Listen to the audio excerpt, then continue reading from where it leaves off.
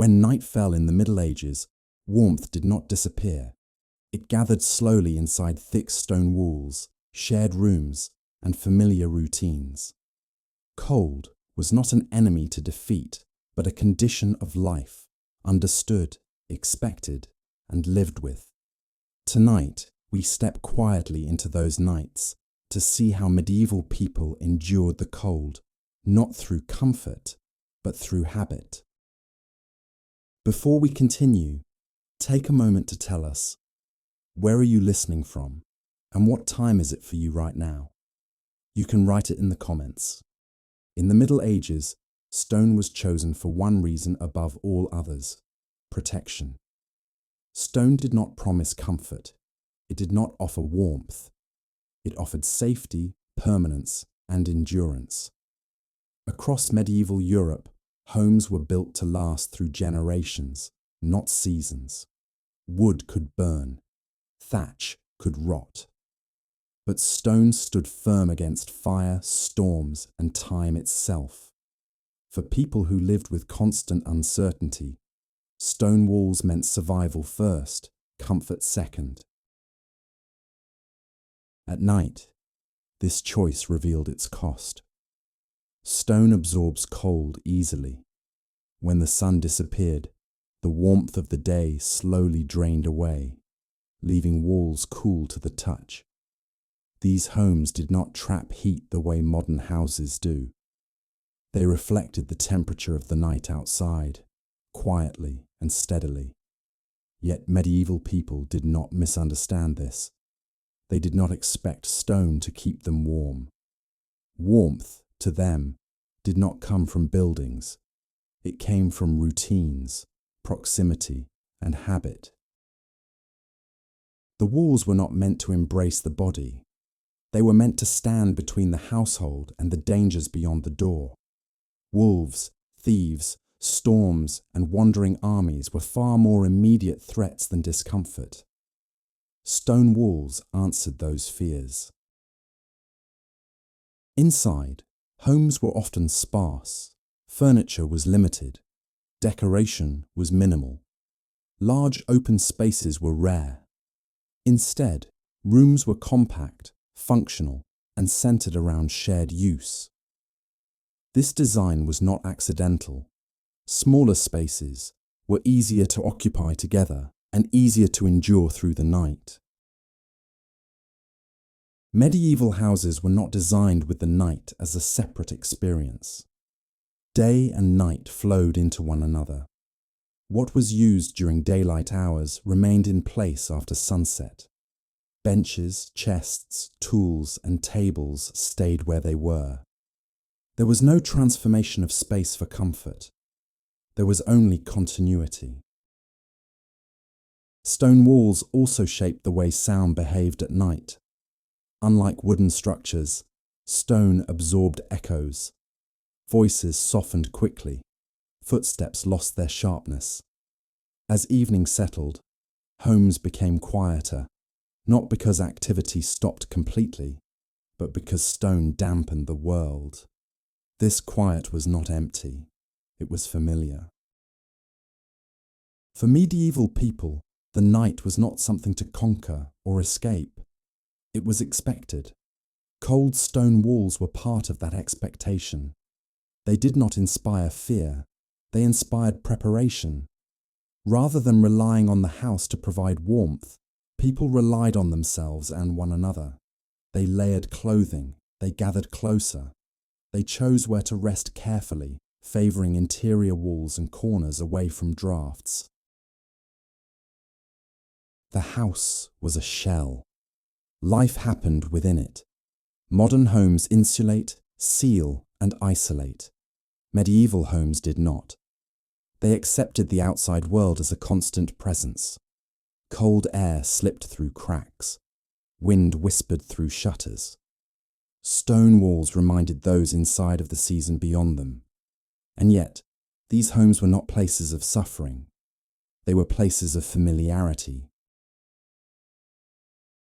Stone walls witnessed generations sharing the same rooms, the same nights, the same quiet endurance. Children learned early that cold was not a signal of danger. It was simply part of the environment, like rain or darkness. To live in a stone house at night was to understand limits. The house would not protect you from everything. It would protect you from enough. And that was sufficient. As the night deepened, stone walls did what they were meant to do. They stood still. They held the structure together. They allowed life inside to continue, not comfortably, but steadily. Warmth in the medieval world was never assumed. It was created elsewhere. In medieval homes, cold did not arrive suddenly. It did not break in. It moved quietly, gradually, through the smallest openings. Cold entered the house the same way night did, slowly and without resistance. Windows were few and small. Glass was rare and expensive, often uneven and fragile. Many homes relied on wooden shutters or simple coverings of cloth and oiled parchment. These barriers softened the wind, but they did not stop it entirely. As evening settled, the air outside cooled. Stone walls followed, and through every narrow gap, cold made its way inward. Doors were heavy, often thick slabs of wood, reinforced for security rather than comfort. They closed firmly, but not tightly. The idea of sealing a house against air did not exist. A closed door meant protection from danger, not insulation from temperature. Under door frames, through worn hinges and along uneven floors, cold flowed freely. Floors themselves were a major source of chill. Many medieval homes had stone or packed earth floors. These surfaces held the cold of the ground, especially in winter. Even when covered with straw, rushes, or woven mats, the cold beneath remained present. Bare feet learned this early. Cold did not announce itself as discomfort alone. It shaped posture. People sat higher, stood less, and gathered where the ground felt least unforgiving. Benches, chests, and beds lifted bodies slightly above the cold surface, offering subtle relief. Walls, too, carried the night inward. Stone does not resist temperature change quickly, but once it cools, it releases that cold steadily. Leaning against a wall after sunset meant feeling the night directly through the skin. Because of this, people learned where not to rest. Corners near outer walls were avoided when possible. Sleeping spaces were chosen carefully, often closer to interior partitions or near shared heat sources. Knowledge of the house mattered more than the house itself. Roof structures contributed in quieter ways. Thatch, wood, and tile responded differently to weather. Gaps between roof materials allowed air to circulate. Warm air from the day rose and escaped. Cold air replaced it. This exchange was constant. Medieval people did not attempt to block it completely. They adapted to it. Rather than fighting drafts, they moved around them. Rather than sealing gaps, they layered clothing and arranged space. The house was not treated as a shield, but as a frame. Cold also entered through sound. Wind pressed against shutters. It moved along walls and around corners. At night, these sounds became more noticeable. Not alarming, but present. The house spoke softly of the weather beyond it. These sounds reminded people that they were not separated from the world outside. They were still part of it. This awareness reduced surprise. Cold was expected because it was heard. Modern homes aim to create a controlled interior environment. Medieval homes did not. They accepted variation as normal. Temperature shifted with time, weather, and season. The night brought cold. The day brought warmth. Neither was permanent. Because of this, cold was not interpreted as failure. The house had not failed. Life had simply changed state. This understanding shaped behavior. People did not pace restlessly because the room cooled. They adjusted, they gathered, they waited. Cold was not something that happened to the house.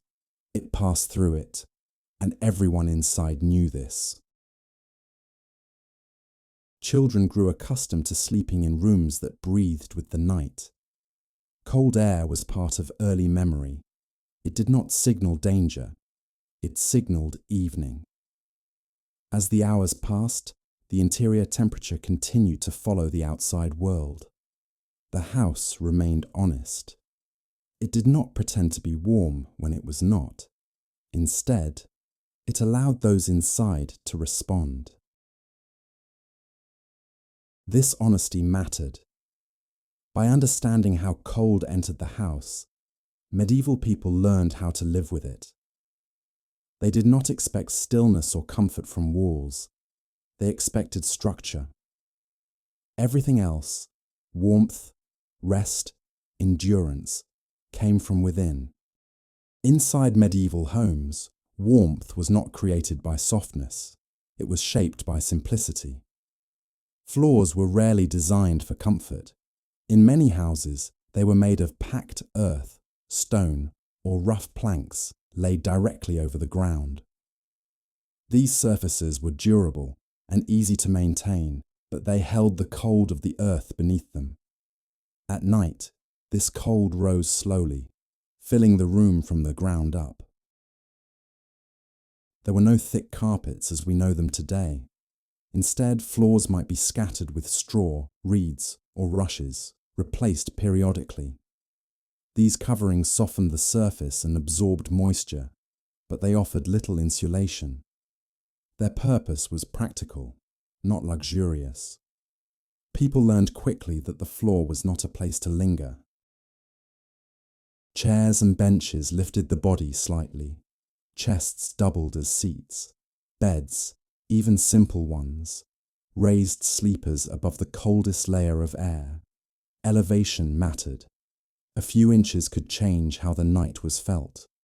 Walls followed the same logic. Stone walls were strong and enduring, but they remained cool long after sunset. They did not radiate warmth. They reflected the temperature of the season. Touching a wall at night was a reminder of the world outside, of frost, wind, and darkness. Because of this, walls were rarely treated as places of rest. People did not lean against them casually.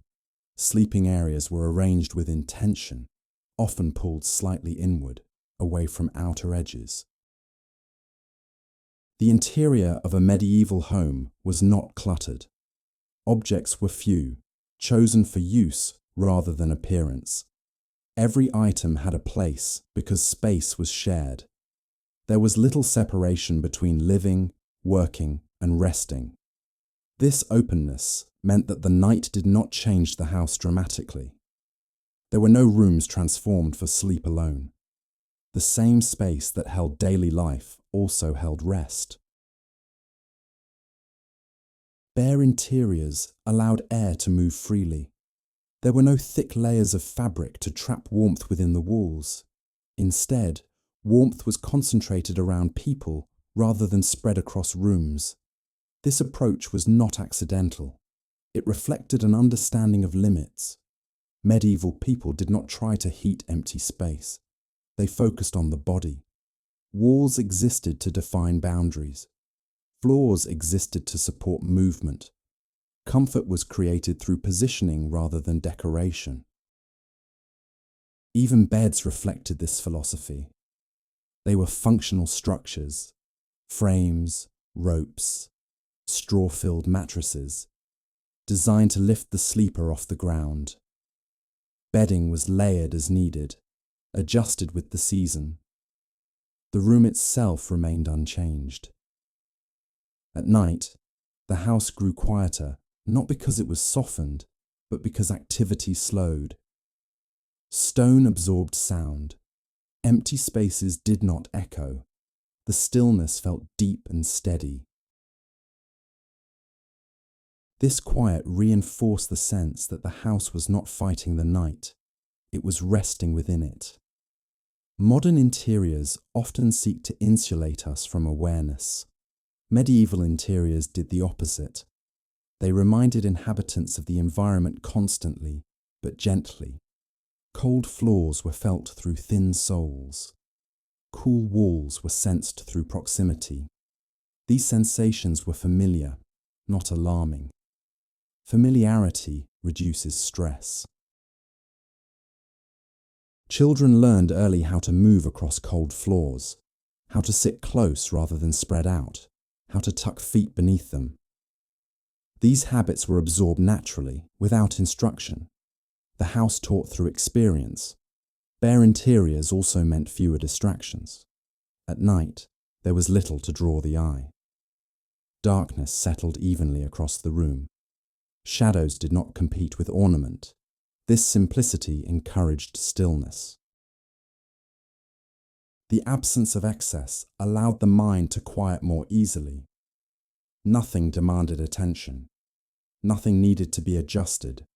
The house did not attempt to comfort through softness. It offered steadiness, and in that steadiness, people found their own ways to endure the cold. Warmth was gathered where life was gathered, around bodies, around shared space, around routine. Floors and walls remained what they were meant to be, solid, reliable, and unchanged. They did not promise comfort, they promised continuity. As evening approached, medieval homes did not change suddenly. They transitioned. There was no sharp division between day and night. Instead, preparation unfolded slowly, guided by habit rather than urgency. The house was readied for night in small, familiar ways. Before darkness fully settled, daily tasks began to conclude. Tools were set aside. Animals were checked. Fires were tended one last time. These actions were not rushed. They followed a rhythm learned over years. Preparation was not about comfort. It was about readiness. Doors were closed as the light faded, not to seal out the cold, but to mark the end of movement between inside and outside. A closed door signaled that the household had gathered inward. Windows were shuttered or covered. Gaps remained, but the worst of the wind was softened. This was enough. The fire, if there was one, became the center of attention. Fuel was adjusted carefully. Too much wood would waste heat. Too little would leave the night too cold too early. The goal was balance, not abundance. As flames settled into glowing embers, warmth became quieter.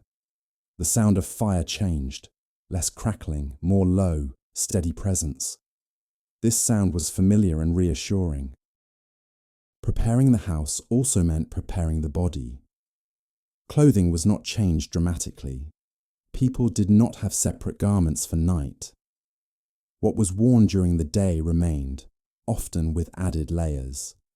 Cloaks, woolen wraps, and extra fabric were gathered close. These layers were placed nearby, ready to be adjusted as the temperature shifted through the night. Beds were arranged carefully. Straw mattresses were shaken and smoothed. Blankets were layered in an order learned through experience. The heaviest coverings were saved for later, when the cold deepened. Sleeping areas were positioned away from drafts when possible. Corners were chosen with intention. Proximity mattered, to walls that held steady, to others who shared warmth. Animals played a role in these preparations as well. In many homes, livestock was brought closer at night, not always into the main living space, but near enough that their presence added warmth and sound. This closeness was practical. It was also comforting. The house did not fall silent immediately. There were final movements, quiet voices, the settling of bodies, and objects. But these sounds faded naturally. Preparation ended not with a clear signal, but with stillness. Nothing more needed to be done. This sense of completion mattered. Once the house was prepared, attention relaxed. There was no need to continue adjusting, checking, or anticipating. The night was allowed to arrive. Medieval people did not expect the house to protect them fully from the cold. Preparation acknowledged this. It did not promise warmth, it promised readiness. By accepting what could not be controlled, people focused on what could. The house was not transformed into a warm refuge. It remained honest. Cold would come, darkness would deepen, but the household was ready to meet both. This readiness reduced anxiety. Knowing that preparations were complete allowed the mind to settle. The body followed. As the fire dimmed and movement slowed, the house entered a different state. It did not become empty. It became quieter. The night did not feel hostile. It felt familiar. Preparing the house for night was not an act of defense. It was an act of alignment. The household aligned itself with the rhythm of the evening, with the cooling air, with the gradual loss of light. Nothing was rushed. Nothing was resisted. And because of this, the night felt manageable. For medieval people, cold was not an interruption. It was a condition. It shaped daily life so completely that resisting it would have made little sense. Instead of fighting the cold, people learned how to exist within it. Cold was expected to arrive with nightfall. Its presence did not signal danger or failure. It simply marked the change of hours. This understanding mattered. When cold is accepted, it loses much of its power. Medieval people did not lie awake wondering why the house felt cold. They did not search for solutions that did not exist. They adjusted their bodies, their habits, and their expectations. Living with the cold meant learning when to move and when to remain still. During the day, movement generated warmth. Work kept the body active, but at night, activity slowed. Rest required a different strategy. Bodies were positioned carefully. People sat closer together. Children were gathered near adults. Space was shared intentionally. Closeness was practical, not sentimental. Warmth traveled between bodies. It was conserved through proximity rather than isolation. Solitude at night was rare. Cold also influenced posture. People tucked limbs inward, wrapped fabric tightly, and avoided unnecessary exposure. These movements were unconscious, learned over time. The body adapted. Over generations, people became skilled at reading temperature changes. They sensed when the cold deepened and responded without urgency. A blanket was added. A cloak was pulled closer. Nothing dramatic was required. This calm response prevented stress. Stress consumes energy. Medieval life did not allow for waste. Cold nights taught patience. They taught endurance without struggle. The body learned to rest even when conditions were imperfect. Sleep did not require ideal circumstances. It required familiarity. The house, the cold, and the night formed a predictable pattern. Predictability allowed the mind to settle. There was no expectation of warmth beyond what could be created through routine. Modern discomfort often comes from unmet expectations.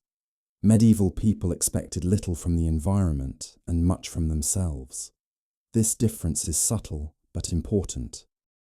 Cold also shaped social rhythms. People retired earlier in winter. Darkness and temperature guided behavior. Long evenings were not filled with constant activity. Stillness was not boredom, it was conservation. The night became a time to withdraw rather than perform. Fire, when present, was treated carefully. It was not kept blazing through the night. Allowing the fire to fade was normal. As warmth diminished, people adapted rather than reacted. This acceptance prevented constant vigilance. There was no sense of failure when the house cooled. The cooling was understood as natural. Effort was not spent resisting what could not be changed. Children learned this early. They grew accustomed to nights that were cool but safe. Cold did not frighten them because it was familiar. Fear often arises from the unknown. In medieval homes, cold was known. Living with the cold also meant trusting the rhythm of the night. The darkest hours would pass. Morning would return warmth slowly. This knowledge was embedded in daily life. Time itself was a source of comfort. Rather than measuring temperature, people measured endurance. Rather than seeking warmth immediately, they allowed the night to unfold. This patience created resilience. Cold did not define suffering. It defined context. The medieval relationship with cold was neither harsh nor romantic. It was practical. It was steady. It allowed life to continue without constant negotiation. By accepting the presence of cold, people freed themselves from anxiety. They focused on what they could control: closeness, layering, positioning, rest. And within those limits, they found balance. The night did not need to be conquered. It needed to be lived. As night deepened, medieval houses did not become silent. They became quieter.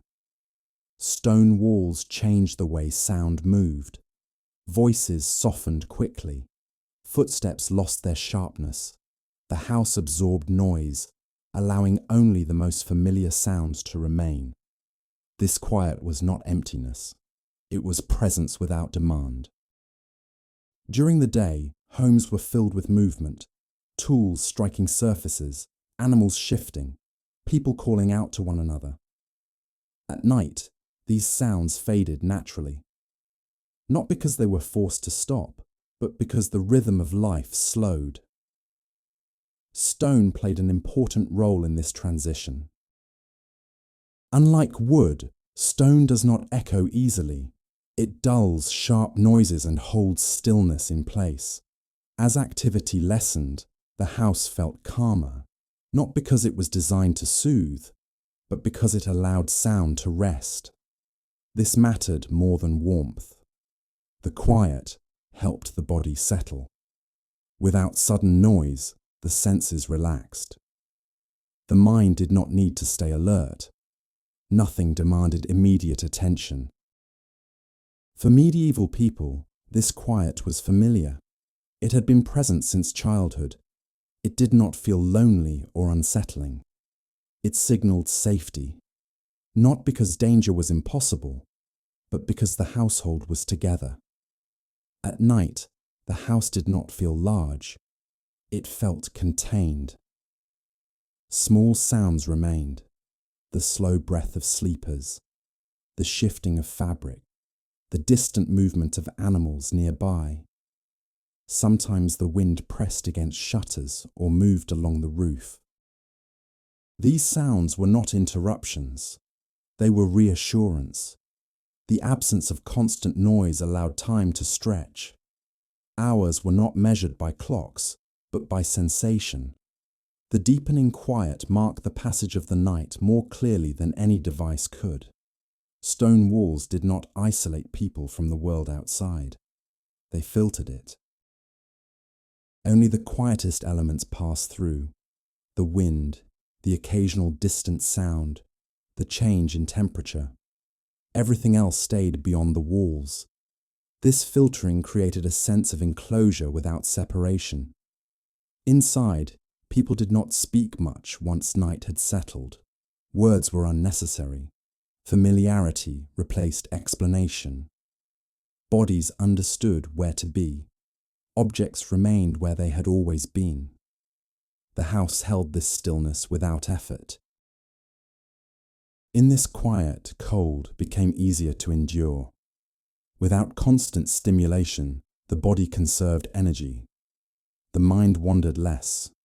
Rest did not require perfect conditions. It required calm. The quiet also allowed memory and imagination to surface gently. Thoughts moved slowly. Images drifted without urgency. Nothing needed to be solved before morning. This state was not forced. It emerged naturally. Modern nights are often filled with sound, distant traffic, artificial hums, constant alerts. Medieval nights were not silent, but they were uncomplicated. The quiet of stone walls reduced distraction. It allowed the night to feel complete. As hours passed, the house remained unchanged.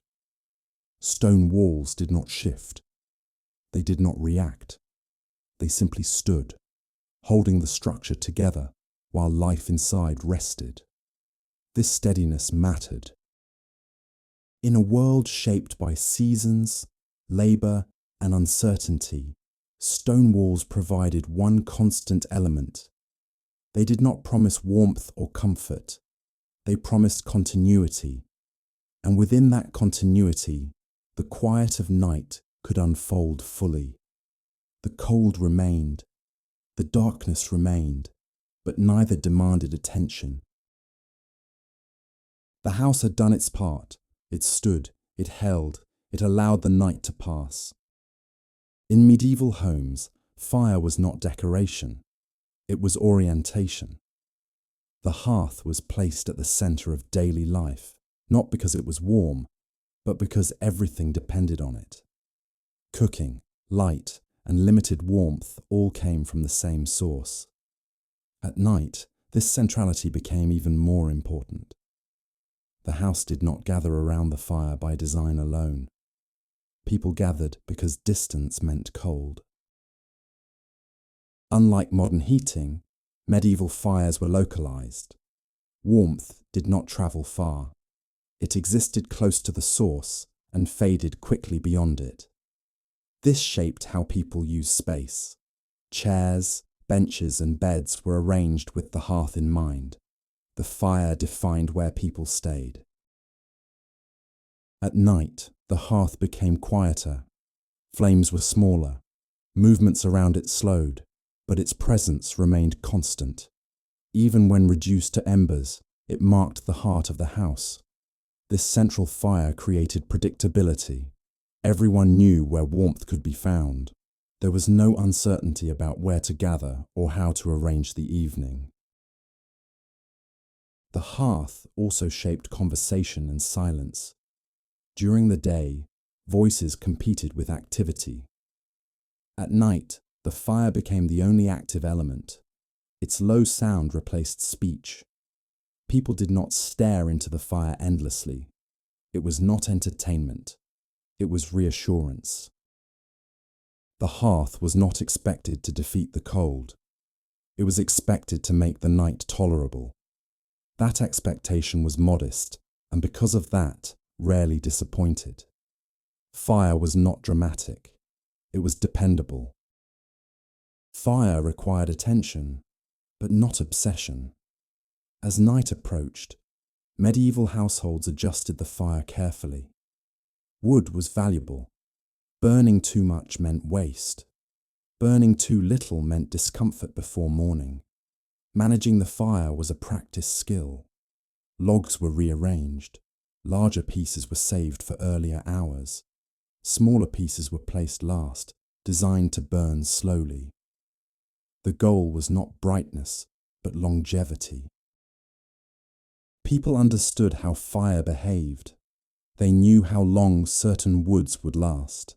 They recognized the sound of a fire that was burning too quickly or dying too soon.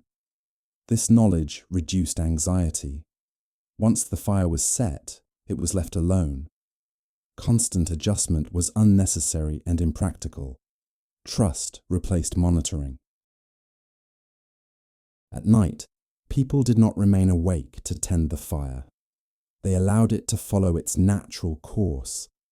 This acceptance prevented exhaustion. The fire was prepared, not controlled. By letting the fire fade gradually, warmth declined slowly. The body adjusted in response. Sudden cold was avoided. This gradual change mattered. Fire management was part of a larger rhythm, one that respected limits. There was no attempt to force the night to remain warm indefinitely. The fire did what it could. People did the rest. As the night deepened, fire often continued without flame. Embers glowed quietly, offering warmth without brightness. Light was not the priority. Heat was. Darkness was not feared. It was expected. Medieval homes did not rely on fire to illuminate the entire night. Light was used sparingly. Candles and lamps were limited. Once tasks were finished, darkness was allowed to settle. The fire remained present, even when unseen. This separation of warmth and light is unfamiliar today. We associate brightness with safety and activity. Medieval people did not. The glowing hearth provided reassurance without demanding attention. It warmed the space without altering the darkness. In this environment, the senses adjusted. Hearing became more prominent. Touch replaced sight. Movement slowed. Darkness did not mean absence. It meant rest. Fire without light encouraged stillness. There was no incentive to remain active. Nothing invited distraction. The night unfolded quietly, supported by unseen warmth. Fire followed routine, not impulse. Evenings unfolded in familiar sequences. Tasks were completed. Meals were finished. The fire was adjusted. Nothing about this process was rushed. Routine reduced uncertainty. People did not debate how much wood to add. They knew. The rhythm was learned early and repeated nightly. This predictability was calming. Fire marked the transition from activity to rest. As flames lowered, voices softened. As warmth declined, bodies drew closer. The fire signaled when the day was complete. Routines around fire did not change with mood. They changed with season. This stability anchored the household. The fire did not respond to emotion. It responded to habit, and habit created safety. Fire was valuable, but it was never fully trusted. The risk of fire was constant. Wooden beams, thatched roofs, and stored fuel made care essential. Nighttime fires were always smaller for this reason. People respected fire's power. Before rest, fires were reduced intentionally. Flames were controlled. Sparks were watched. Nothing was left to chance. This caution shaped how warmth was used. The fire was never allowed to dominate the night. It remained a companion, not a threat. Fear was replaced by attentiveness. By limiting the fire, people protected the house and those within it. Safety took precedence over comfort. This balance was understood instinctively. Eventually, every fire faded. As embers cooled, warmth diminished. The cold returned gradually. This transition was expected. People did not rise to relight the fire immediately. They adjusted instead. More layers were added. Bodies moved closer. Rest continued. The fire's absence did not end the night. It deepened it. The quiet became more complete. The house relied on shared warmth rather than flame. When the fire went out, the night was fully present. And still, life continued. In the medieval world, sleeping alone was uncommon. Night was not a private experience. It was shared by families, by generations, by bodies arranged closely within the same space. Warmth, safety, and rest were not separated from one another. They existed together, in the same room, on the same bed, beneath the same layers of fabric. Beds were not designed for solitude. They were designed for presence.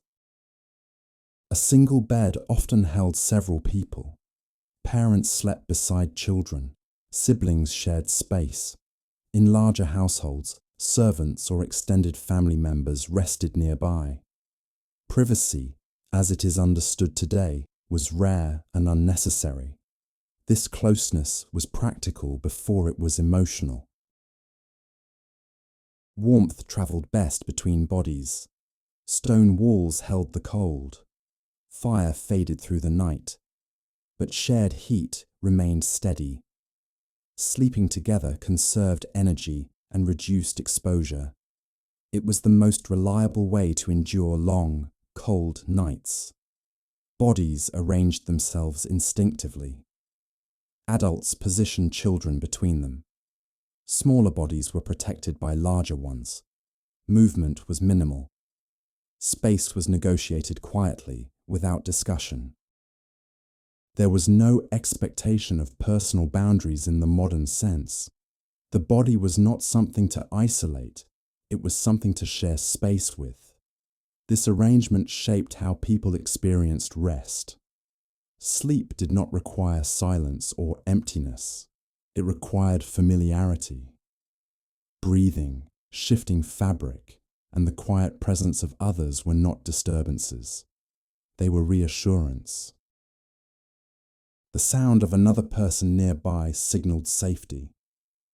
At night, danger came from isolation, not closeness. Wolves, thieves, cold, and illness were real threats. Being alone increased vulnerability. Being together reduced it. Sleeping together was an extension of daily life. During the day, people worked side by side.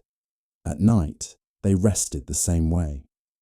There was no sharp division between public and private existence. Life was collective. Beds themselves reflected this. Many were simple wooden frames with ropes or slats, topped with straw-filled mattresses. They were functional, not individualized. Bedding was layered according to season and availability, not personal preference. Everyone adapted. Turning over required awareness of others. Movements were small and careful. The body learned restraint. This restraint carried into sleep, creating stillness rather than restlessness. Children learned early how to sleep among others. They grew accustomed to closeness, to warmth that came from bodies rather than objects. This familiarity reduced fear. The night felt inhabited, not empty. Loneliness was rare. Even when sleep did not come easily, the presence of others made waiting bearable. The night was not something to endure alone. In some homes, sleeping arrangements shifted with circumstance. Illness, guests, or seasonal labor changed where people rested. Flexibility was normal. The idea of a fixed sleeping place for each individual did not exist. What mattered was proximity. This shared rest created a rhythm within the household. People woke and slept together. Movements synchronized. The night unfolded as a collective experience rather than a series of individual ones. Modern sleep often emphasizes separation. Separate rooms, separate beds, separate schedules. Medieval sleep emphasized continuity. Togetherness carried through the darkest hours. This closeness also shaped emotional bonds. Physical proximity reinforced trust and familiarity. Comfort was not sought in objects, but in presence. Even disagreements and tensions faded at night. There was little space for distance. The body rested near those it depended on. Sleep did not erase social structure, but it softened it. Parents remained protectors even in rest. Children remained dependents. But the shared space equalized vulnerability. Everyone was exposed to the same cold, the same darkness, the same stillness. This shared vulnerability strengthened connection. The night did not belong to one person, it belonged to the household. As hours passed, breathing slowed, movement ceased, bodies adjusted to one another's warmth. The house settled into a steady quiet. Sleeping together was not romanticized. It was simply how life continued. It required patience, awareness, and acceptance. It required surrendering the idea of personal space in favor of shared endurance. And within that surrender, people found rest. The warmth of bodies replaced the warmth of fire. Presence replaced insulation. Familiarity replaced fear. The night passed not in isolation, but in quiet company. In medieval homes, warmth did not come from systems or structures. It came from bodies. Human presence was the most reliable source of heat available at night. Stone walls cooled. Fires faded. But bodies continued to produce warmth, quietly and steadily, without effort. This was understood instinctively.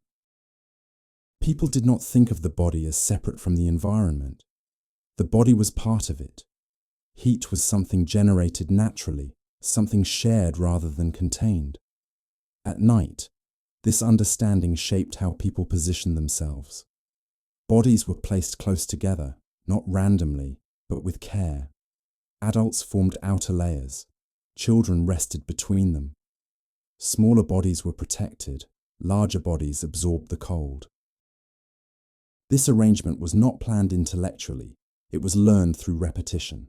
The body knows how to conserve warmth when given the chance. Closeness reduced exposure. Shared heat remained within a smaller space.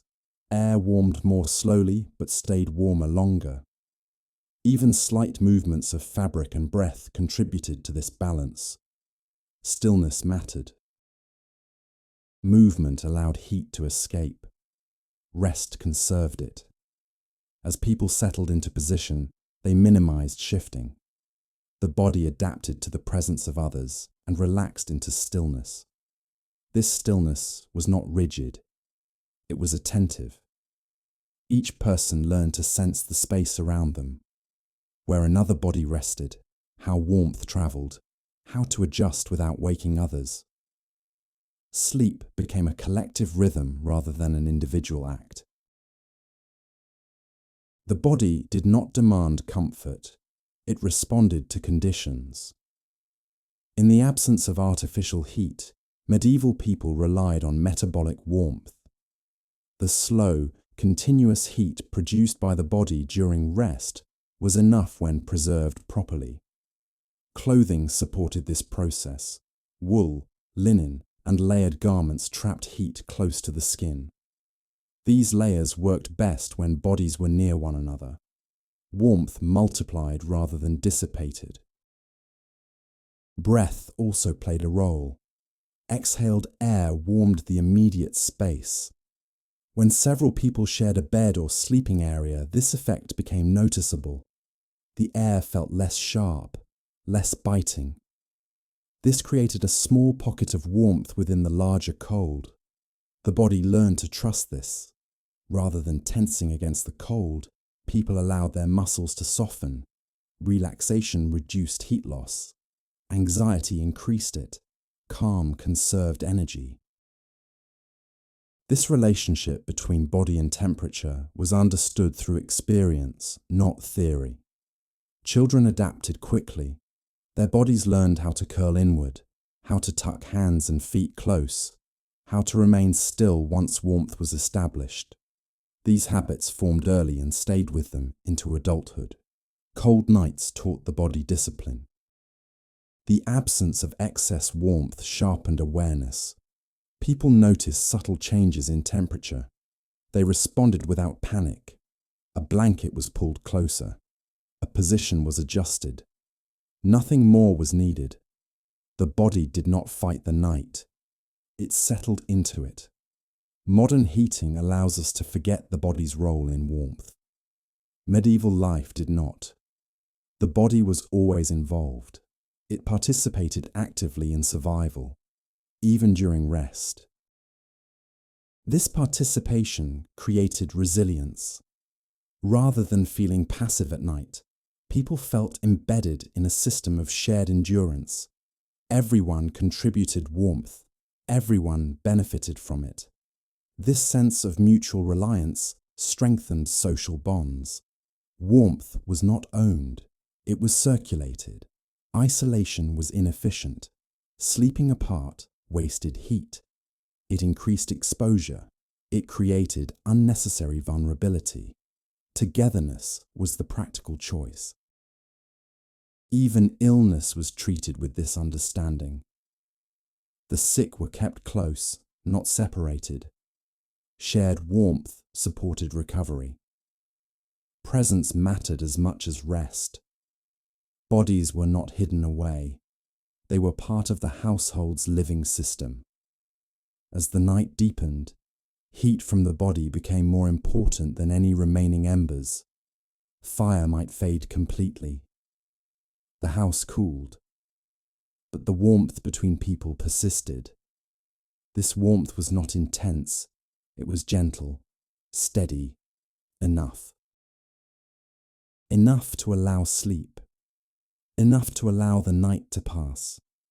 The body did not need to be perfectly warm to rest. It needed to feel stable, protected, surrounded by familiarity. Bodies provided this. In the medieval world, warmth was not something provided by the house. It was something created by living together. And in that shared warmth, the night lost much of its severity. In medieval life, animals were not separate from the household. They were part of it. At night, this closeness became practical in a very direct way. Animals produced warmth. They breathed, shifted, and rested just as people did. Their presence changed the temperature of shared spaces, subtly but noticeably. Bringing animals closer at night was not unusual. In many homes, livestock slept beneath the same roof as people, sometimes separated by a wall, sometimes by little more than distance. Cows, sheep, goats, and even poultry were kept nearby. This arrangement was not symbolic. It was efficient. Large animals generated significant body heat. In enclosed spaces, that heat accumulated slowly, raising the ambient temperature. Even when animals were not in the same room, their warmth traveled through shared walls and floors. The house became a layered system of heat. Animals also contributed sound. The low shifting of bodies, occasional breathing, and familiar movements created a background presence. These sounds were not disruptive. They were grounding. Silence was never complete. For medieval people, these sounds were reassuring. They indicated that the animals were calm, healthy, and safe. A sudden absence of sound would have been more concerning than constant quiet movement. Smell, too, was part of this environment. Modern sensibilities often focus on cleanliness and separation. Medieval households accepted animal presence as normal. Scents were familiar, not alarming. They blended into the background of daily life. Familiarity reduces discomfort. Children grew up with animals close by. They learned early to associate these sounds and smells with safety rather than disturbance. The night felt occupied, not empty. Animals were not treated as intrusions. They were contributors. Their presence also reduced risk. Livestock near the house were less vulnerable to predators. People could sense disturbances more quickly. The household functioned as a single unit, human and animal together. This shared space created mutual dependence. Animals benefited from human protection. Humans benefited from animal warmth and awareness. Neither existed fully apart from the other. At night, when visibility was limited and movement slowed, this relationship mattered more. The house became a place of collective rest. Animals did not roam freely through all spaces, but boundaries were flexible. A stable wall might separate sleeping areas, but warmth crossed easily. Heat did not respect partitions. This arrangement was adjusted with the seasons. In colder months, animals were brought closer. In warmer months, distance increased. The household adapted without conflict. Nothing was fixed permanently. The presence of animals also influenced how people positioned themselves. Sleeping areas were chosen with awareness of where warmth travelled. Proximity to animal spaces mattered. People learned the patterns of their homes, where heat lingered longest, where cold returned fastest. This knowledge was practical and passed down quietly. Animals were not romanticized. They were not companions in the modern emotional sense, but they were trusted. Trust reduces vigilance. Knowing that animals were settled allowed people to rest more deeply. The night felt monitored. Life continued quietly around them. In moments of illness or weakness, animal warmth became even more valuable. Keeping livestock nearby ensured that heat remained present, even when human movement was limited. This closeness also shaped the rhythm of the night. Animals slept and stirred according to natural cycles. Their movements marked the passage of time more reliably than clocks. The night unfolded with breathing, shifting, and stillness shared across species. Modern homes remove animals from living spaces. Medieval homes did not. This difference changes how the night feels. Without animals, nights can feel hollow. With them, nights feel inhabited. The medieval night was not empty. It was shared. Animals rested when people rested. They rose when people rose. The boundary between human and animal life softened under the same roof. Warmth moved freely. Sound travelled gently. Presence was constant. This shared environment reduced fear. The darkness did not feel vast or threatening. It felt enclosed, filled with familiar life. Animals did not solve the problem of cold. They eased it. Their warmth was not intense, but it was steady, enough to soften the night, enough to allow rest. In medieval homes, survival depended on cooperation, not only between people, but between species. And at night, this cooperation was felt most clearly. In medieval households, children were never placed at the edges of the night. They were kept at its centre. Warmth, safety, and rest were organized around them, not through special objects or separate rooms, but through proximity. Children slept where warmth was most reliable, close to adults, close to shared bodies, close to familiarity. This arrangement was instinctive. Children lost heat more quickly than adults. Their bodies were smaller, their tolerance lower. Medieval people understood this without needing explanation. At night, children were placed between parents or older family members, surrounded on all sides. Warmth moved inward. This positioning was not sentimental, it was practical care. The night demanded it. Children did not sleep alone. Solitude was not seen as independence. It was seen as unnecessary risk. The household remained physically connected through the night, ensuring that the youngest were protected. This closeness shaped how children experienced darkness.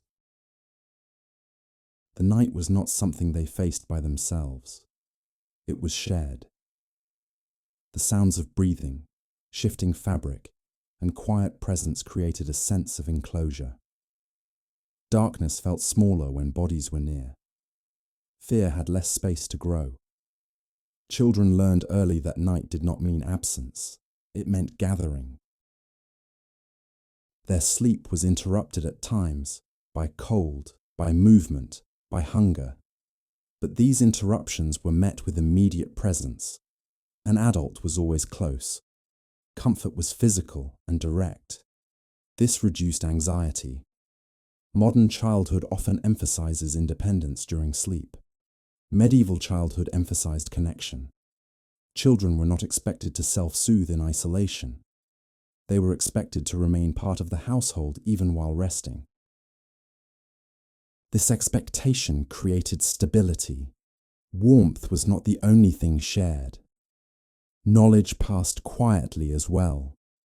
Children absorbed the rhythm of the night.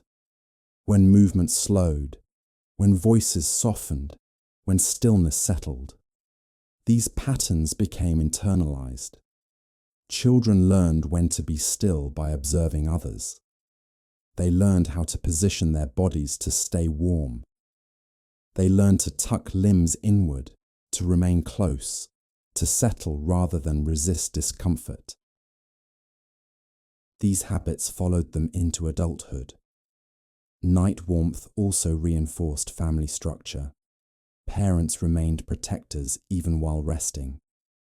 Older siblings learned responsibility through proximity. The household functioned as a unit, not a collection of individuals. This unity mattered most at night. Cold made vulnerability visible. Children depended on others for warmth and safety. This dependence was acknowledged rather than hidden. Acknowledgement reduces fear. Even illness did not isolate children. Sick children were kept close, where warmth and observation were constant. Separation was avoided. Presence was treatment. The night became a place of care rather than uncertainty. Children did not grow up fearing darkness because darkness was never empty. It was filled with breathing, warmth, and routine.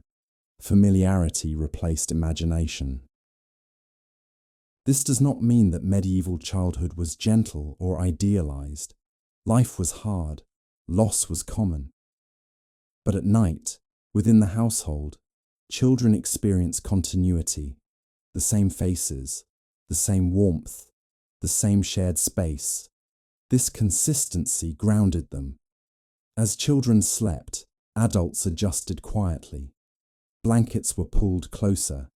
Bodies shifted to block drafts. These actions were subtle, almost automatic.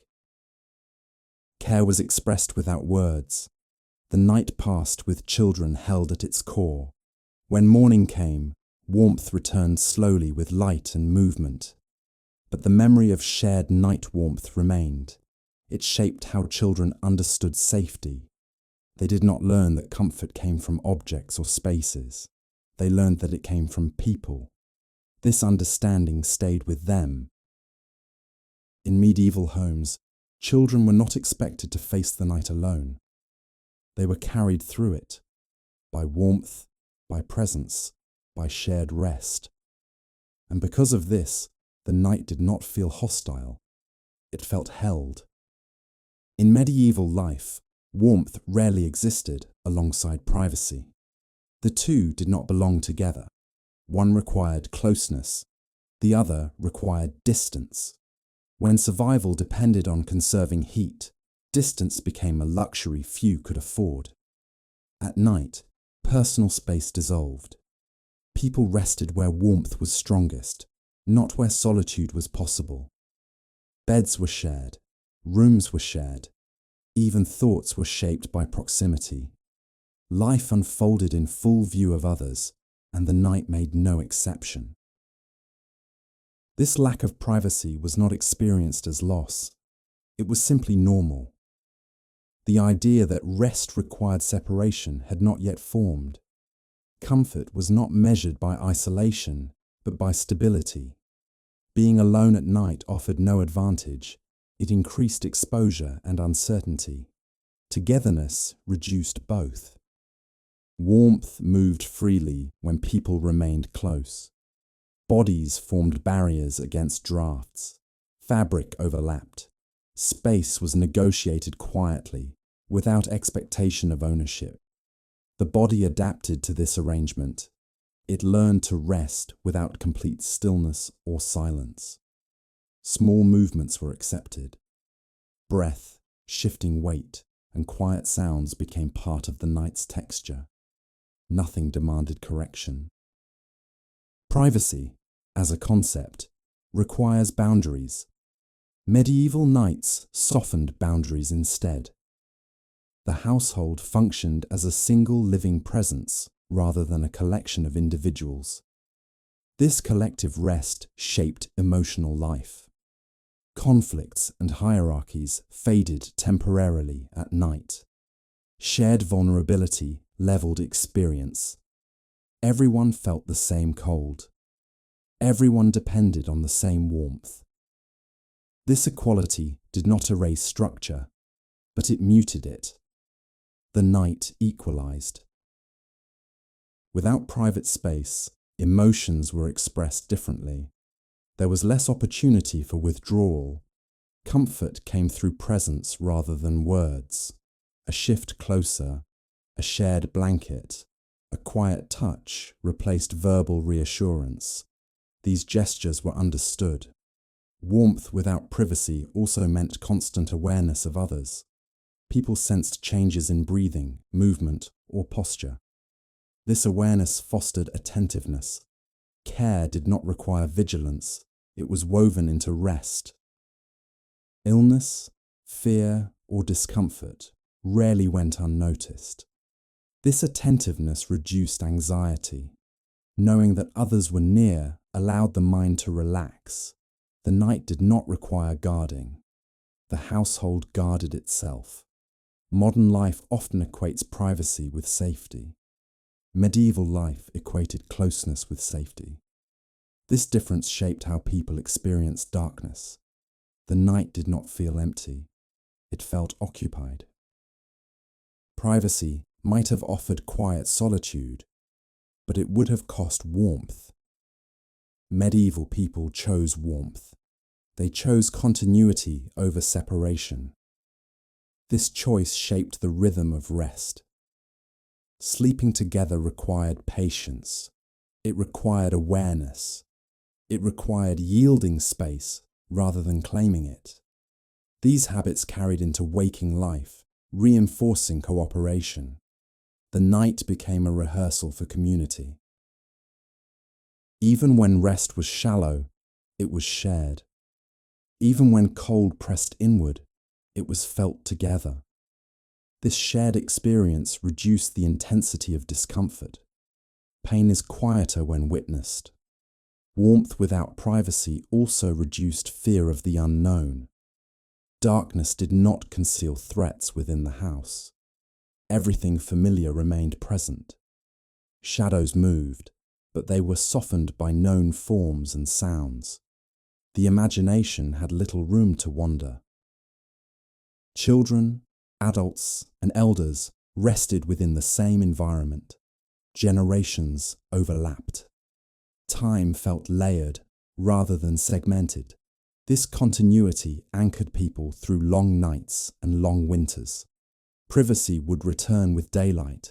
Movement would spread people apart. But at night, closeness returned. This rhythm was accepted. Warmth was not created by walls or objects. It was created by shared existence. The medieval night did not promise comfort in the modern sense. It offered something quieter and more reliable. Presence. And presence was enough. When the night finally passed, it did so without isolation. It moved through a household that rested together, endured together, and warmed itself through connection. In medieval nights, silence did not arrive suddenly. It unfolded. As daylight faded, sound withdrew in layers. Tools were set down. Voices softened. Movement slowed. What remained was not an empty stillness, but the absence of unnecessary noise.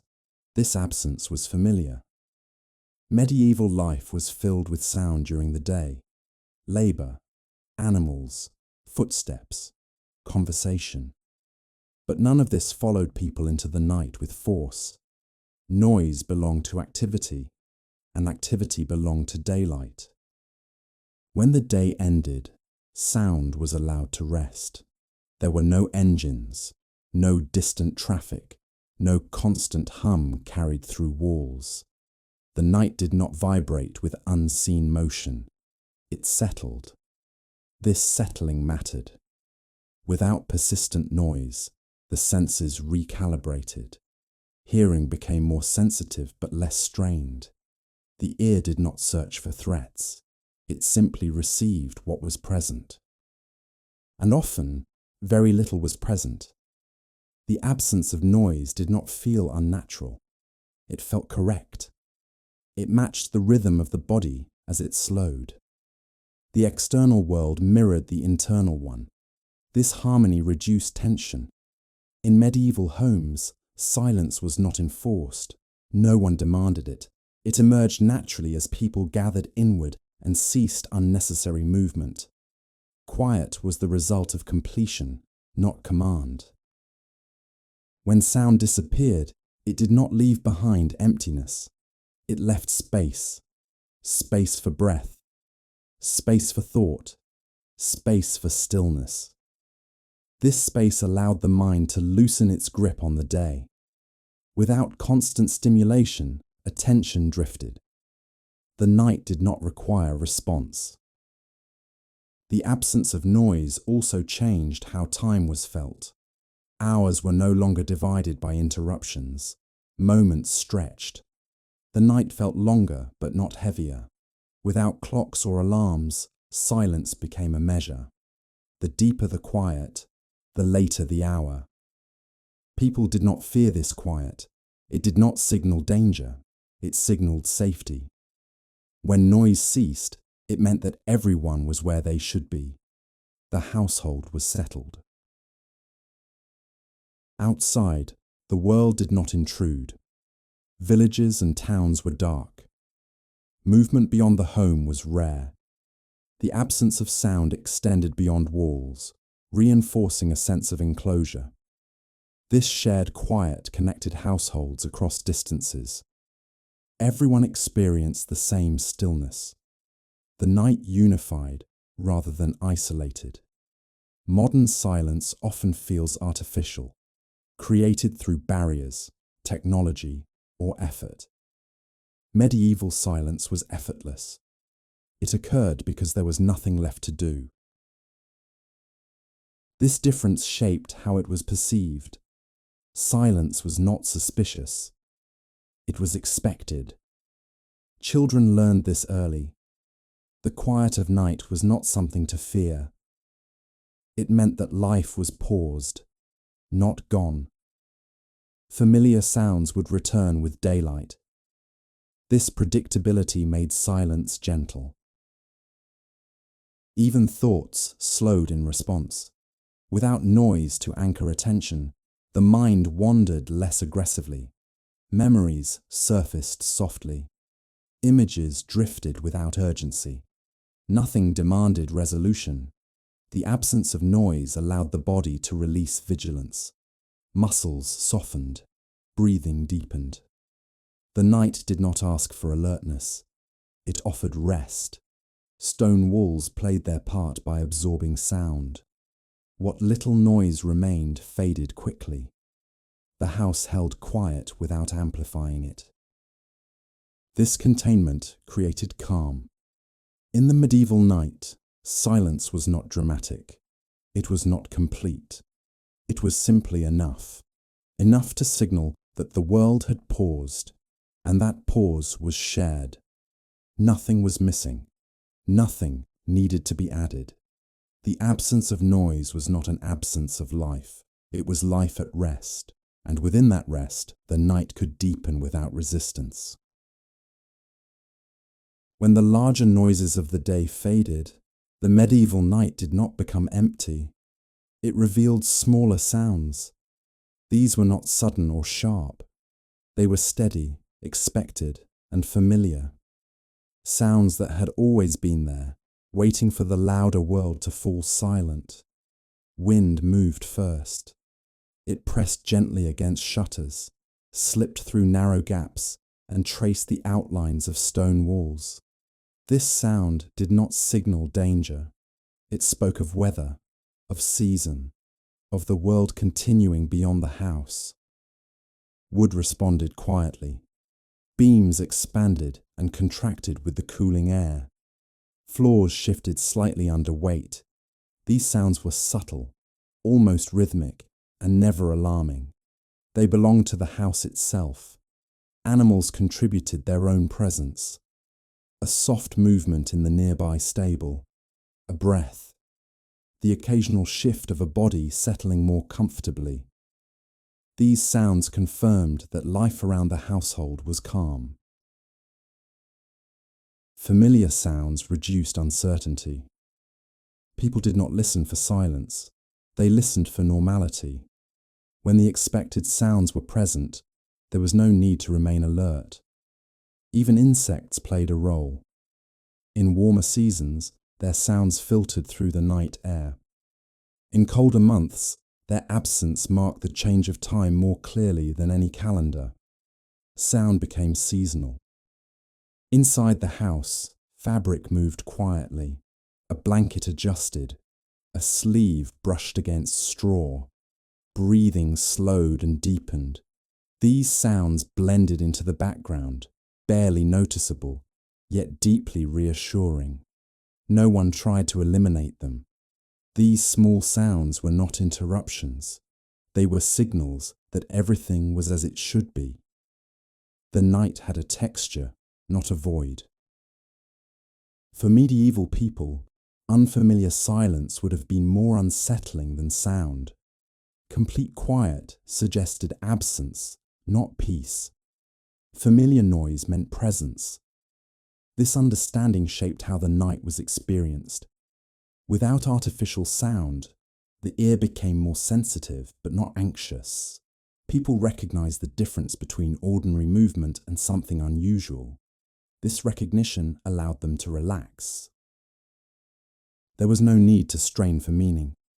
Sound carried its own context. A distant church bell might mark a late hour, but even this was expected. Its tone was soft at night, carried gently across still air. It did not demand response. It simply marked time passing. Outside, villages and towns shared these sounds. A dog shifting, a door closing far away, the occasional footstep. These sounds connected households without bringing them together physically. The night felt inhabited, not crowded. This shared soundscape created a sense of belonging. Everyone was resting under the same conditions, listening to the same subtle signals. The absence of overwhelming noise allowed these details to surface without effort. Nothing competed for attention. Sound did not distract. It grounded. Children learned to recognize these sounds early. They distinguished between normal movement and something that required response. This knowledge reduced fear. Darkness did not amplify imagination when sound provided reassurance. The night was readable. Modern nights often drown these subtle sounds beneath constant hum. Medieval nights allowed them to exist without interference. This difference changed how people rested. Familiar night sounds created continuity between day and night. The world did not disappear. It softened. This softness allowed the body to remain calm. Muscles did not tense in response to unknown stimuli. The mind did not race. The night did not demand vigilance. It offered awareness without urgency. As hours passed, these sounds remained steady. They did not increase. They did not fade completely. They simply accompanied the night as it deepened. This accompaniment mattered. It reminded people that they were not alone, even in rest. Life moved quietly around them. The world remained stable. The familiar sounds of night did not disturb sleep. They supported it. They created a backdrop against which stillness felt safe. And within that safety, the night could continue, slow, quiet, and unchanged. In the medieval world, darkness was not an intruder. It was expected. Night did not arrive suddenly, nor did it surprise anyone. It followed the sun, just as it always had. Darkness was a condition of life, not an interruption to it. People did not ask how to escape it. They learned how to live within it. Without constant artificial light, the eyes adjusted naturally. Vision softened rather than sharpened. Shapes became familiar silhouettes. Movement slowed. The world did not disappear in darkness. It simplified. This simplification reduced fear. Darkness in medieval life was rarely complete. Fire embers glowed faintly. Moonlight entered through shutters and narrow windows. Starlight reflected off stone and pale surfaces. Enough light remained to orient the body without demanding attention. The night did not need to be fully seen to be understood. Familiar spaces required little visibility.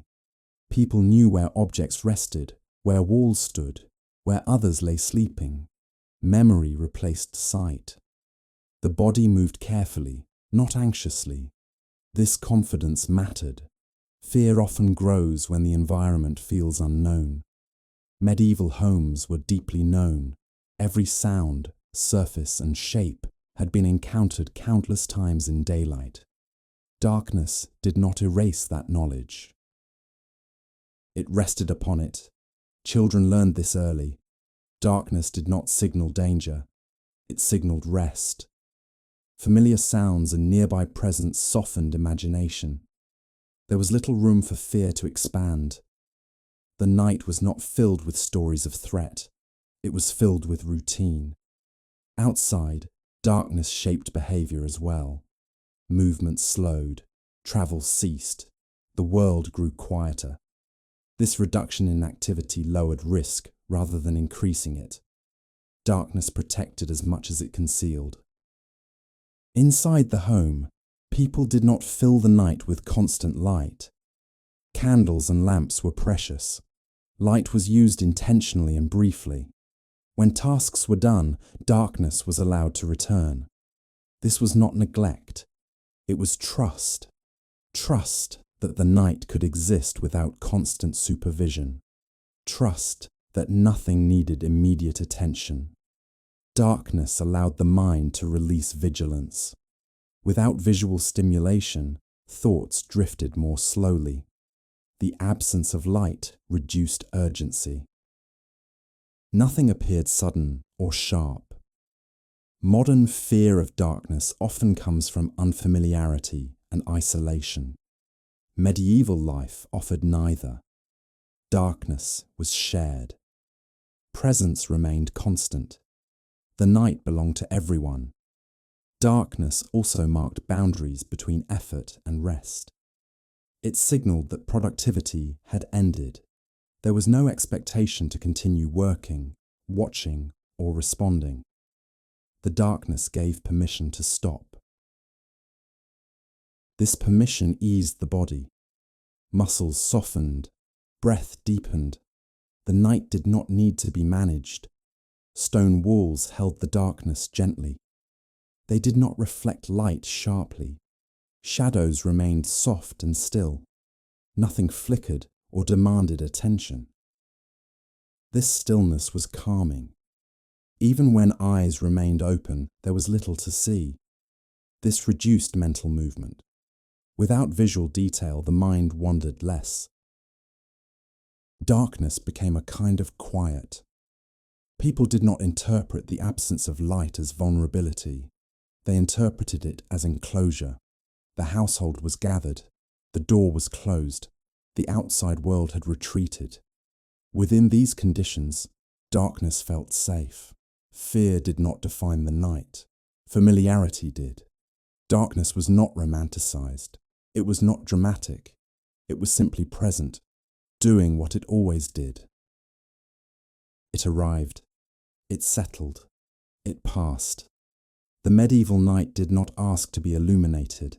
It asked to be accepted. And when darkness was accepted, it lost its power to unsettle.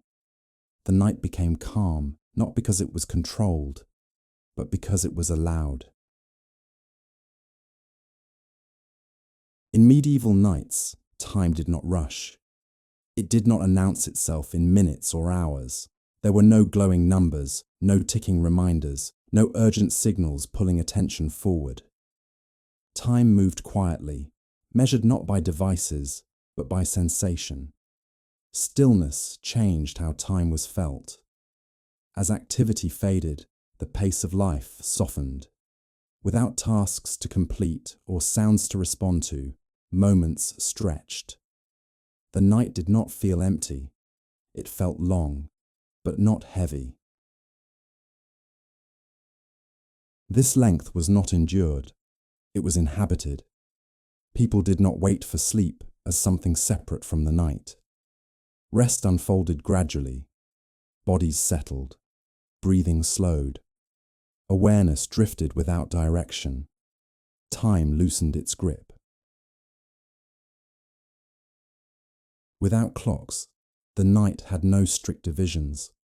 There was no pressure to fall asleep quickly or to remain asleep without interruption. Waking briefly did not feel like disruption. It was part of the rhythm. The night was not segmented. It was continuous. Stillness allowed this continuity to be felt. When nothing demanded attention, time ceased to feel urgent. The body followed its own pace. Moments passed without being counted. This relationship with time reduced anxiety. There was no sense of being late, behind, or unfinished. The day had ended. The night did not require achievement. Stillness marked this transition. The house reflected this slowing. Objects remained where they were. Shadows did not shift dramatically. Sounds were few and familiar. Nothing signaled change quickly. Change occurred gradually. In this environment, the mind did not race. Thoughts appeared and faded without urgency. There was no need to hold on to them or resolve them before rest. The night allowed incompleteness. Time also felt shared. Everyone in the household experienced the same slow passage. Waking and resting occurred together. The night belonged to the group rather than the individual. This shared stillness reinforced connection. Outside the house, the world mirrored this pause. Roads were empty. Fields were dark. Movement was rare. The absence of activity reinforced the sense that nothing was expected. The world itself seemed to rest. Stillness also altered perception of duration. A short period could feel long. A long period could pass unnoticed. Without reference points, time became flexible. This flexibility eased the body. Modern life often compresses time, filling it with noise and obligation. Medieval nights expanded it. They offered space rather than demand. Stillness made this possible. The body responded by conserving energy. Muscles relaxed. Breath slowed. The nervous system shifted away from alertness. This shift did not require effort. It emerged naturally when stillness was uninterrupted. Even wakefulness felt different. Being awake at night did not feel like failure. It felt like part of the night's flow. Eyes might remain open. Thoughts might drift. Nothing needed correction. Time allowed this. There was no expectation of efficiency. Rest did not need to be productive. Sleep did not need to be deep or immediate. The night accepted all states. Stillness softened the boundary between waking and sleeping. The two blended rather than opposed one another. Rest existed in many forms: quiet awareness, light sleep, deep stillness. All were acceptable. This acceptance reduced tension. The body did not fight itself. It did not measure progress. It simply existed within the night. Time passed, but it did not press forward.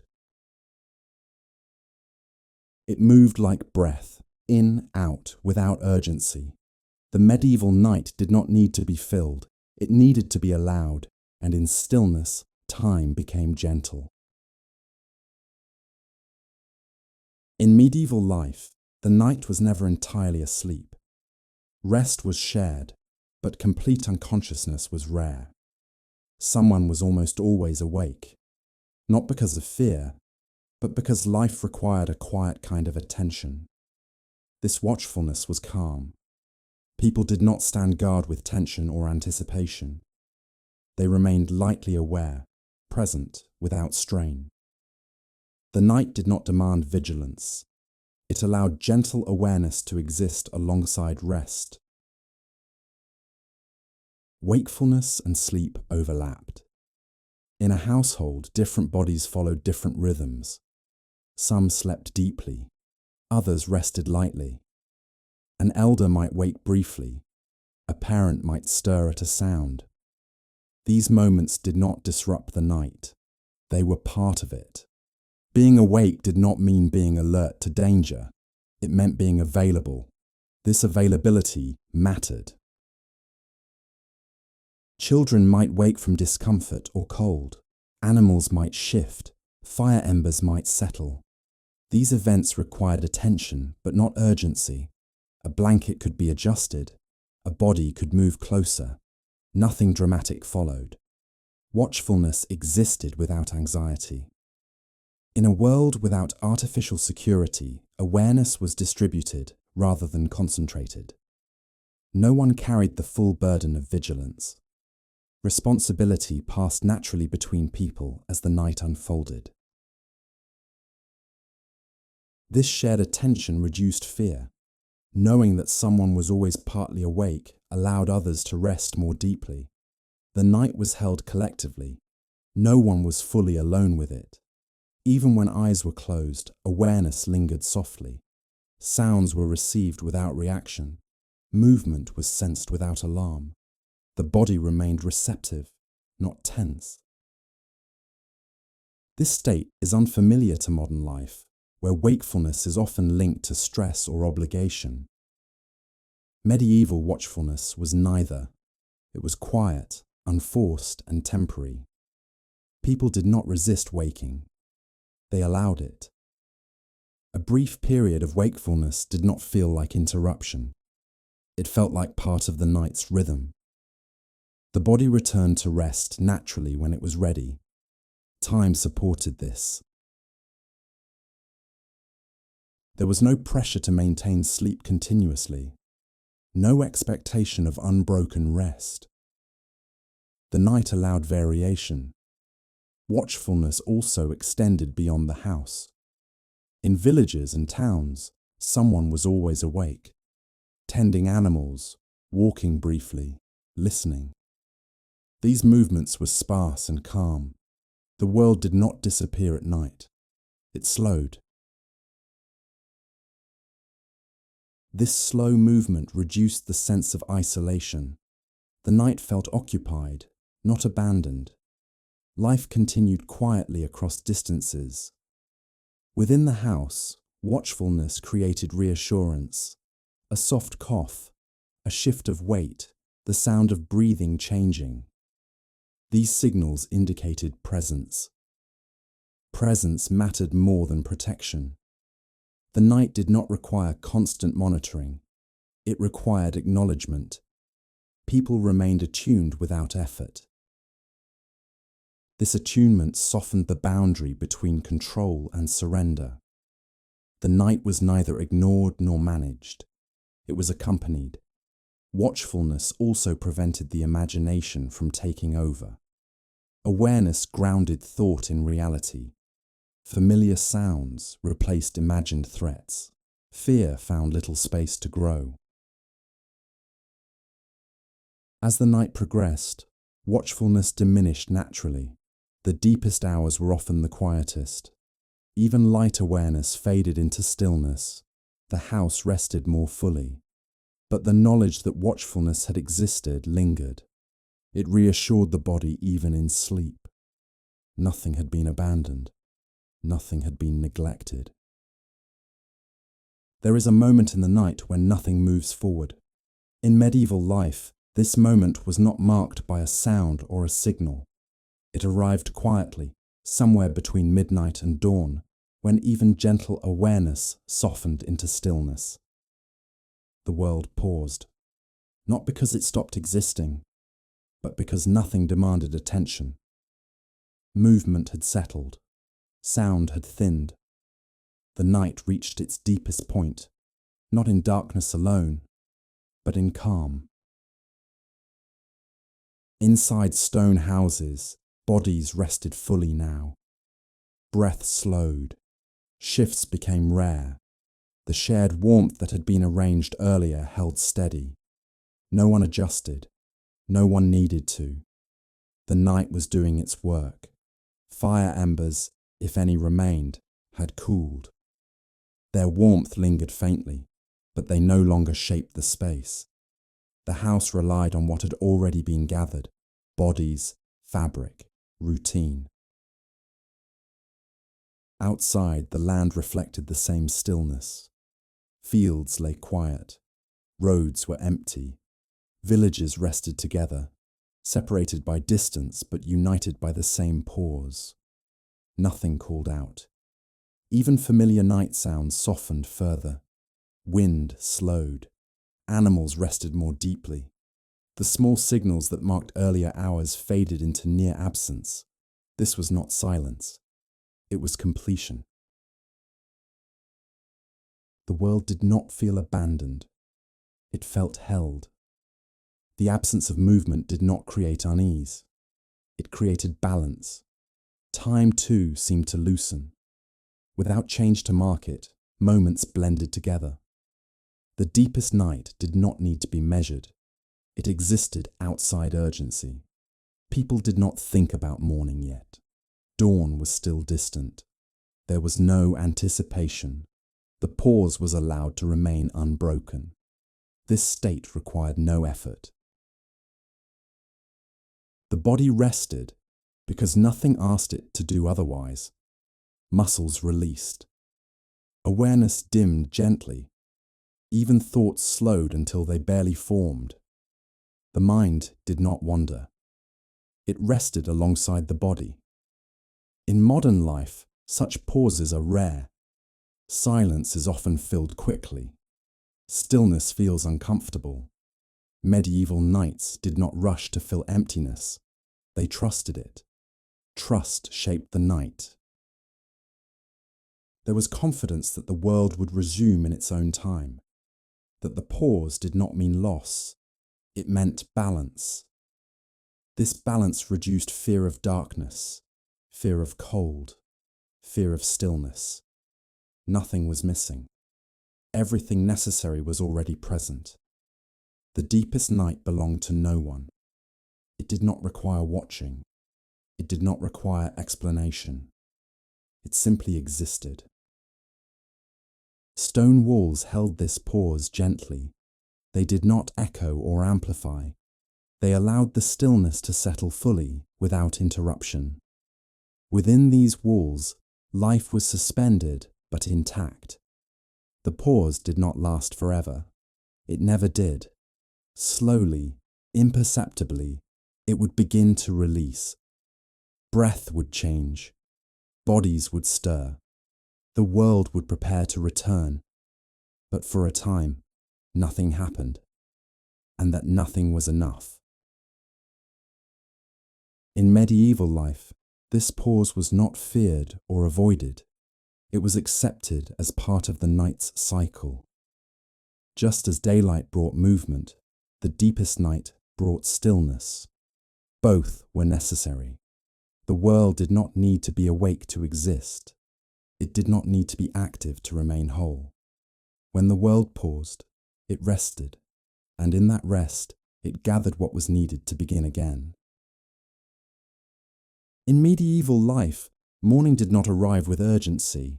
It announced itself quietly. The first light did not flood the world. It touched it. Slowly, almost carefully, it traced the edges of stone walls, wooden beams, and resting bodies. Darkness loosened its hold without resistance. No one marked this moment with words. It did not need to be named. Light appeared gradually, filtered through shutters, narrow windows, and thin openings. It softened shadows rather than removing them. The house did not transform suddenly, it simply shifted.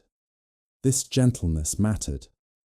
After a long night shaped by stillness and shared warmth, the body did not need to be pulled awake. The light invited awareness without demand. Eyes opened slowly. Breathing changed. Muscles stirred without instruction. Morning was not a command. It was a continuation.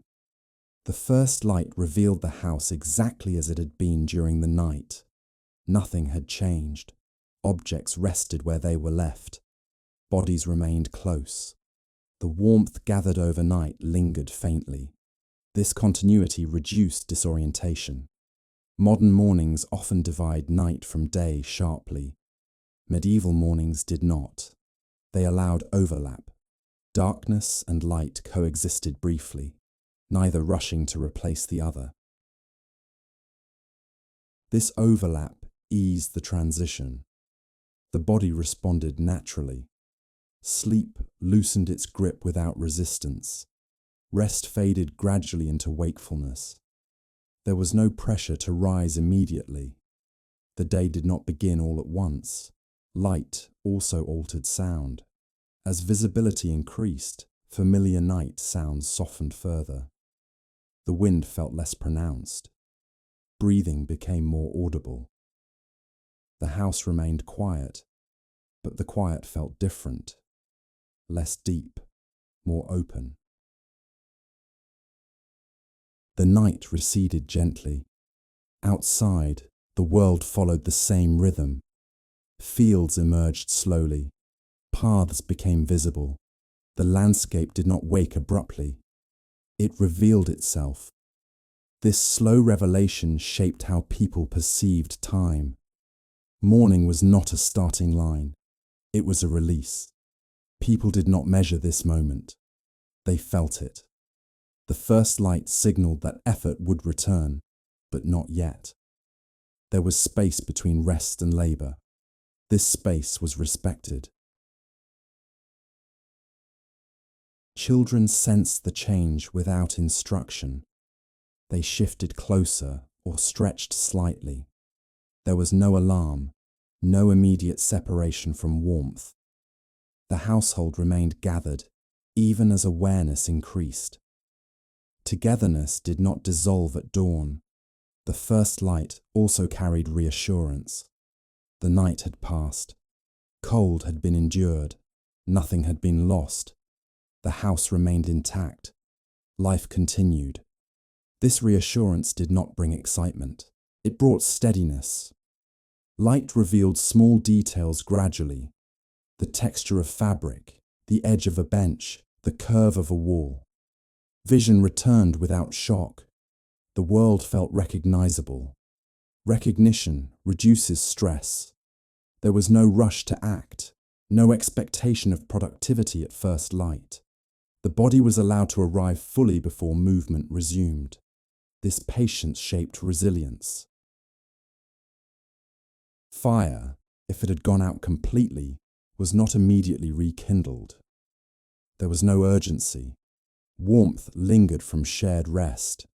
The body still held the night within it. Morning did not erase the night. It absorbed it. Light also softened memory. Dreams faded without effort. Thoughts drifted without attachment. The mind did not cling to the night or anticipate the day. It rested between both. In this moment, time felt generous. The world offered itself slowly. Nothing pressed forward. Nothing pulled back. The first light belonged to no one. It did not demand attention. It simply existed. Stone walls reflected light gently. They did not glare or overwhelm. The house accepted morning as it had accepted night, without resistance. This acceptance defined medieval mornings. The absence of urgency allowed the body to remain calm. There was no sudden shift in temperature. Cold remained present, but it no longer felt enclosing. The promise of warmth was implied, not immediate. Light suggested change without forcing it. As awareness increased, the household remained quiet. People stayed still a little longer. The day did not begin because light had arrived. It began when movement returned naturally. This distinction mattered. The first light did not end, rest. It completed it. The night had done its work. The day would follow. But for a moment, the world existed between both states, neither fully asleep nor fully awake. And in that moment, life felt balanced. In medieval life, waking was not an event, it was a process. No sound announced the morning. No signal demanded attention. People did not wake all at once, and they did not rise immediately. Awareness returned gradually, following the body's own rhythm. This gentleness mattered. After a night shaped by stillness and shared warmth, the body did not need to be pulled into motion. It was allowed to arrive slowly, without instruction or pressure. Eyes opened without focus. Breath changed subtly. Muscles shifted one at a time. Nothing was hurried. Waking did not interrupt rest. It extended it. People remained where they were for a time. Bodies stayed close. Blankets were not thrown aside. The warmth gathered overnight was not abandoned quickly. It was released gradually. This release reduced strain. Modern mornings often demand immediate separation, from bed, from others, from stillness. Medieval mornings did not. Separation came later. First came awareness. Children stirred gently. They did not leap from rest. They adjusted position, stretched slightly, or turned toward familiar warmth. Adults responded quietly, without words. Movement was minimal. The house did not fill with sound at dawn. Voices remained soft. Objects were not handled abruptly. The transition from night to day respected continuity. This continuity created calm. People did not think in terms of schedules. There was no concept of being behind. The morning unfolded according to light, weather, and the readiness of bodies. Readiness mattered more than time. Cold still lingered. Stone walls remained cool. Floors held the night's chill. This encouraged slower movement. Sudden activity would have wasted warmth and energy. The body knew this instinctively. Rising too quickly meant exposure. Remaining close meant conservation. People balanced movement with patience, allowing the body to retain warmth as long as possible. This balance shaped posture.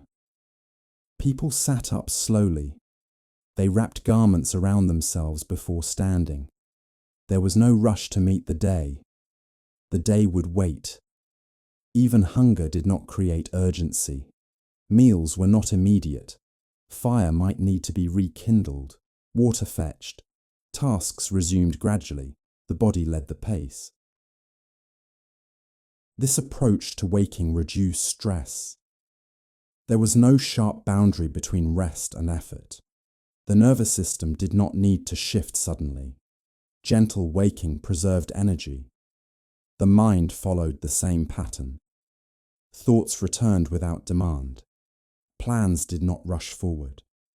The day was present, but not yet active. This quiet awareness allowed people to orient themselves calmly.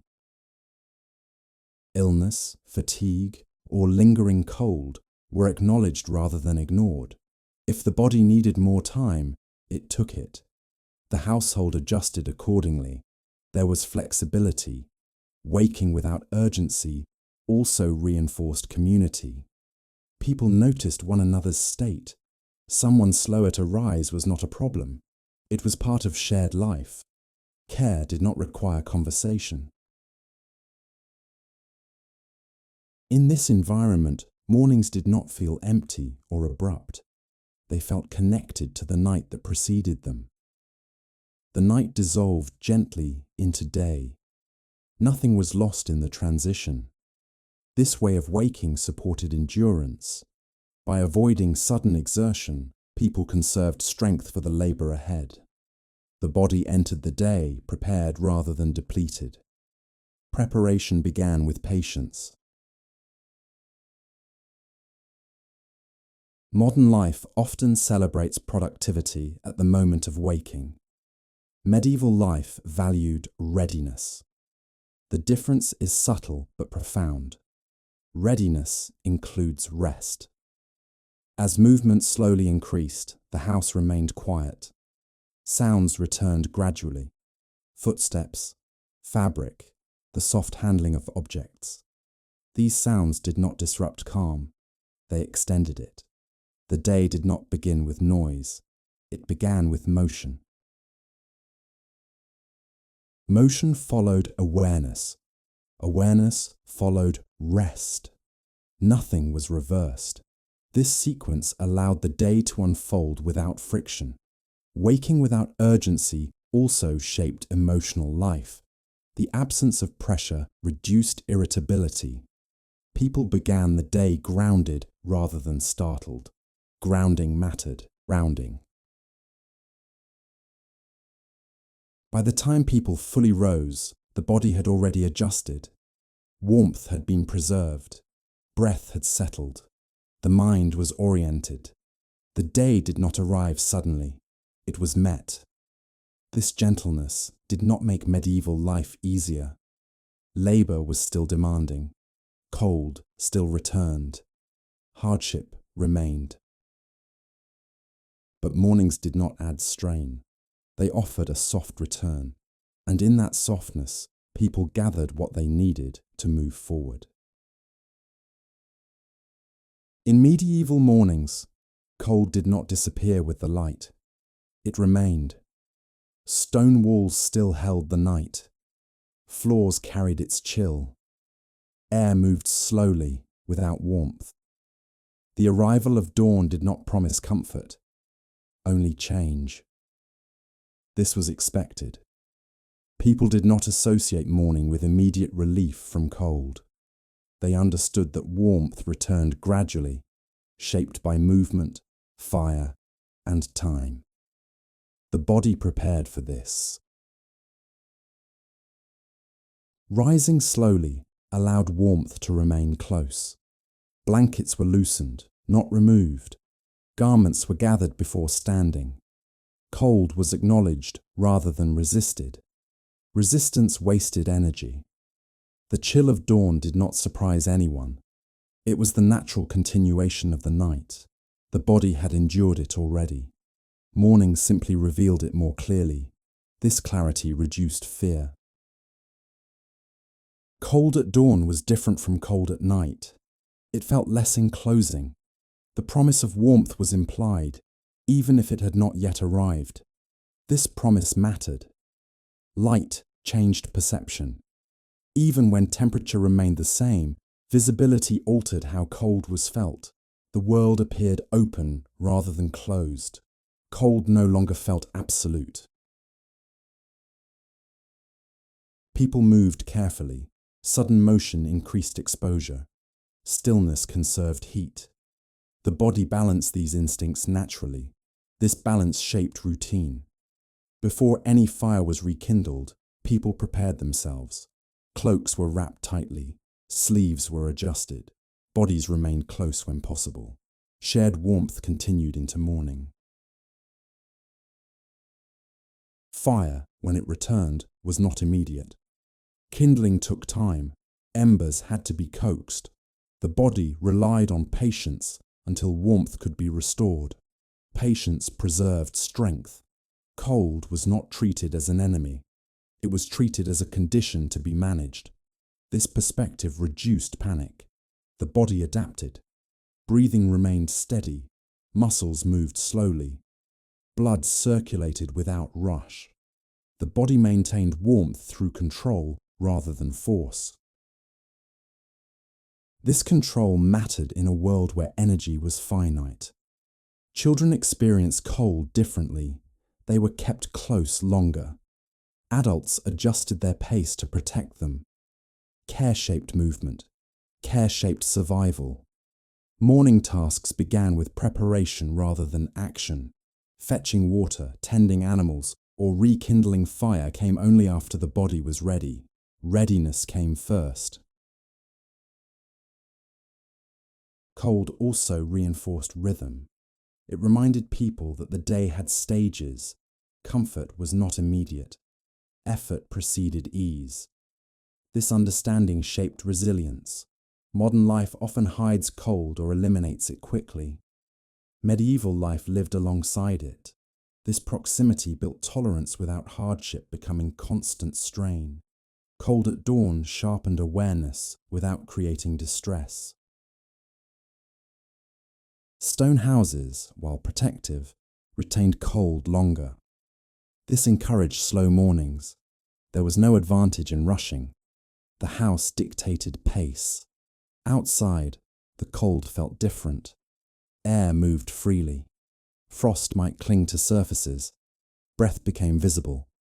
These signs did not signal danger. They signaled season. People read these signs instinctively.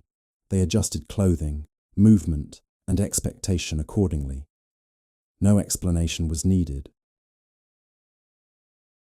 Cold was information. This information guided the day. Tasks were planned with weather in mind. Energy was conserved when needed. The morning did not demand immediate productivity. Cold also emphasized the value of warmth later. Fire, movement, and sunlight gained meaning through contrast. Comfort felt earned rather than expected. This contrast shaped satisfaction.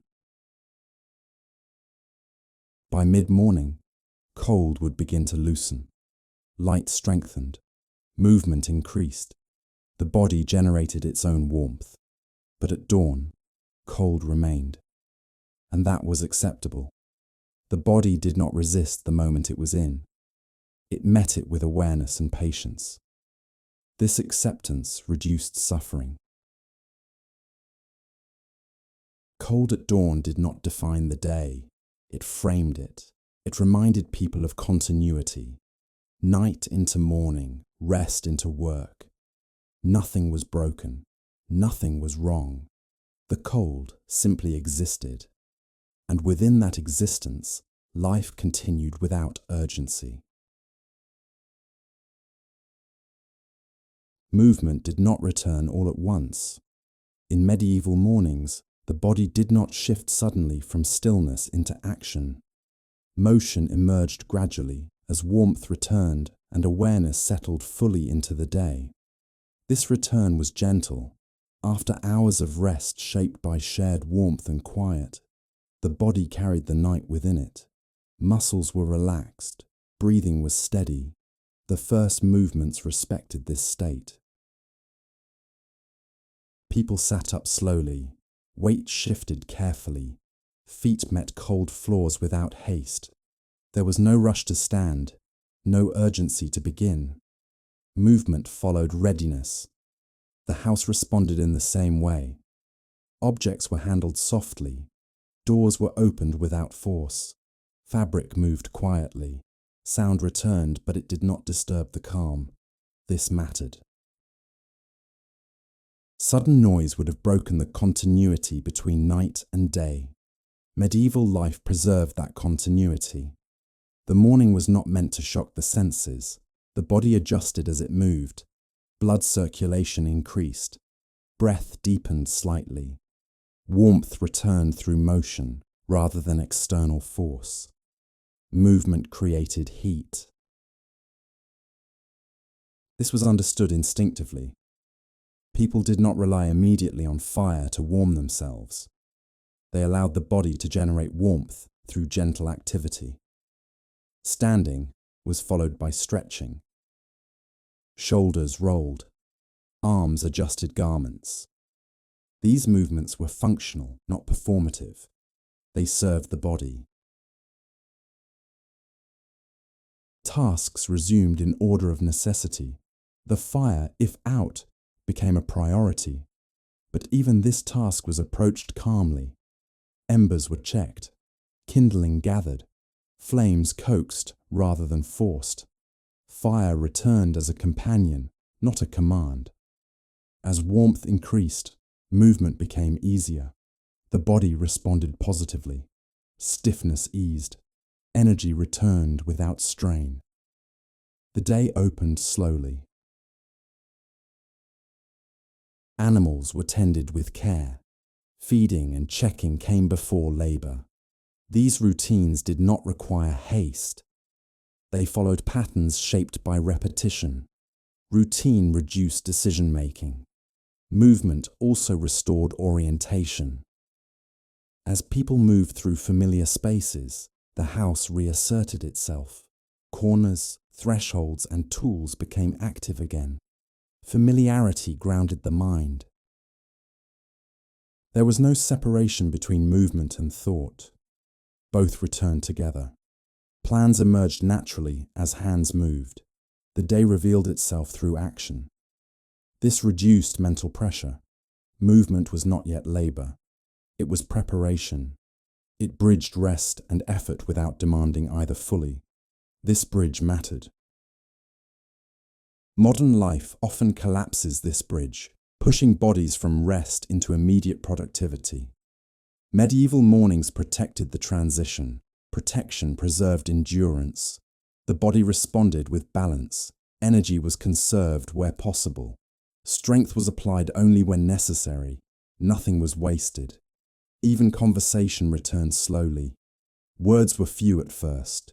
Communication remained practical and gentle. Silence still held space.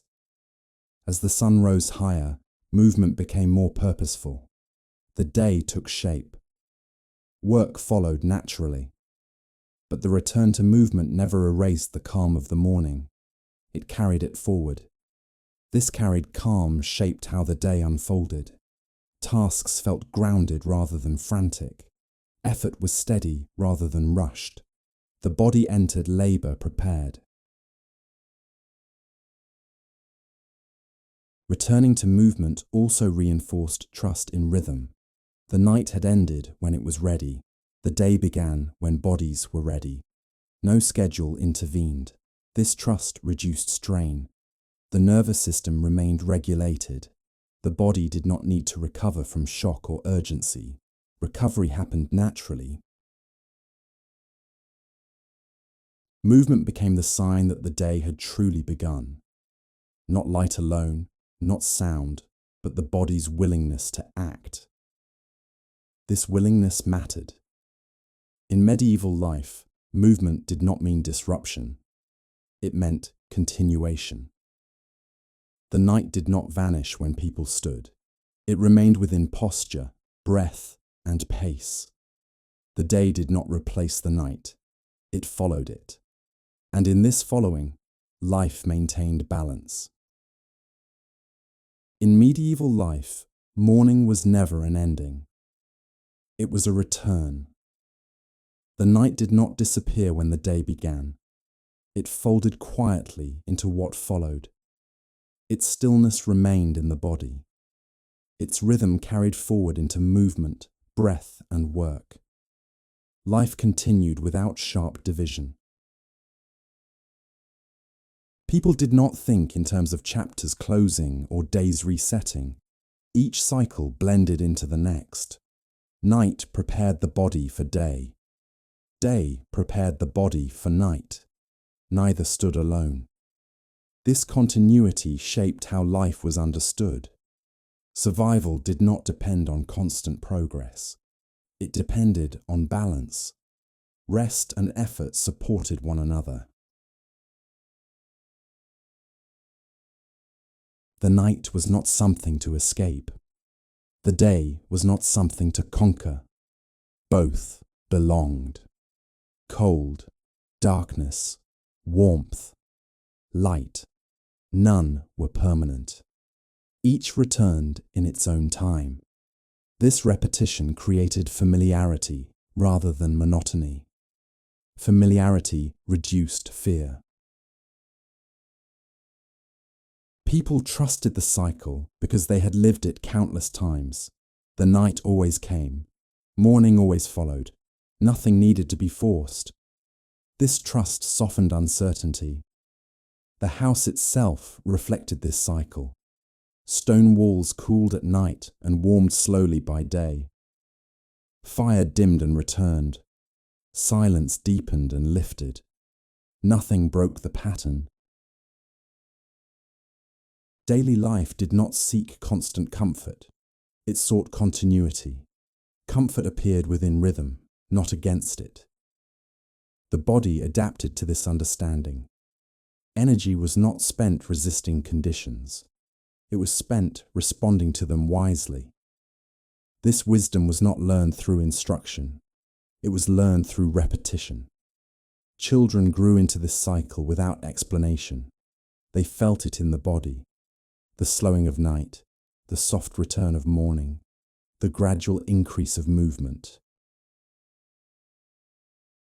Knowledge lived in experience. Because the cycle was shared, no one carried it alone. Families, households, villages moved together. Everyone rested under the same night. Everyone rose into the same morning. This shared rhythm created stability. Even hardship fit within the cycle. Cold nights, hard days, illness, fatigue. None were seen as failures of the system. They were part of it. The cycle made room for difficulty.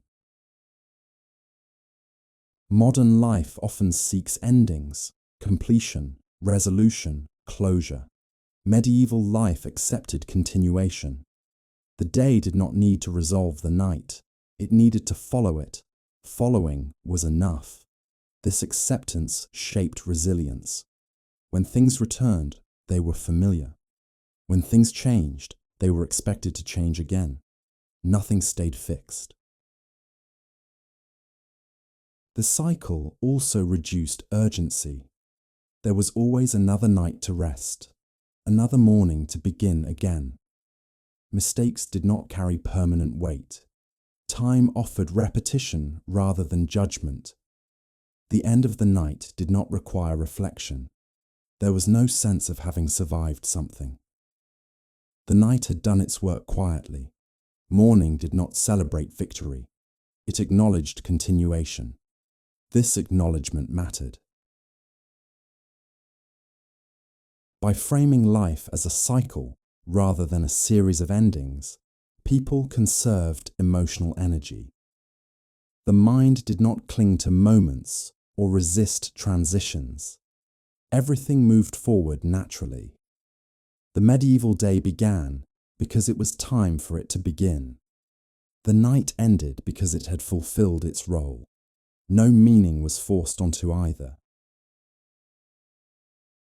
This perspective allowed people to live close to conditions rather than against them. Cold, darkness, effort, and rest were not obstacles. They were phases. Phases pass. As the day unfolded, the memory of night softened but did not vanish. It informed pace, posture, and breath. People carried rest into work. Work did not erase rest. It rested upon it. And as evening approached again, the cycle would repeat. The day would loosen. Sound would fade. Stillness would return. Nothing needed to be remembered or planned. Life did not move in straight lines. It moved in circles. Each return brought familiarity. Each repetition brought steadiness. This was not stagnation, it was continuity. In medieval life, the night did not end when morning came. It completed its place in the cycle, and in that completion, the world remained whole. The night does not leave suddenly. Even now, as the day has begun, somewhere beyond the walls of this story, the night remains present. It lingers in the body, in the breath, in the quiet spaces between thoughts. Nothing needs to be concluded. The medieval world we have been moving through does not ask to be remembered as something distant or separate. Its rhythms are familiar because they still exist. Slower now, quieter perhaps, but unchanged at their core. Cold still arrives before dawn. Light still enters gently. Rest still prepares the body for effort. The cycle continues. As you listen, there is no need to hold on to details. You do not need to remember dates, names, or structures. This was never about collecting information. It was about noticing rhythm. The rhythm of night settling. The rhythm of bodies gathering warmth. The rhythm of stillness giving way to movement. These rhythms do not belong to history alone. They belong to life. Medieval people did not experience their nights as something extraordinary. They did not label them as harsh or poetic. They simply lived within them, trusting that night and day would follow one another as they always had. Trust shaped rest. There was no need to prepare for tomorrow while the night was still present. The night held its own purpose. It did not exist to serve the day. It existed to balance it. That balance mattered. In stone houses, under shared coverings, surrounded by familiar sounds and quiet attention, people rested not because they had finished everything, but because rest was necessary. Necessary things do not need justification. As this story slows, you might notice your own body responding. Breathing softening, muscles loosening, attention drifting without direction. This is not something to control. Just as medieval nights did not demand sleep, this moment does not demand anything from you. Wakefulness is allowed.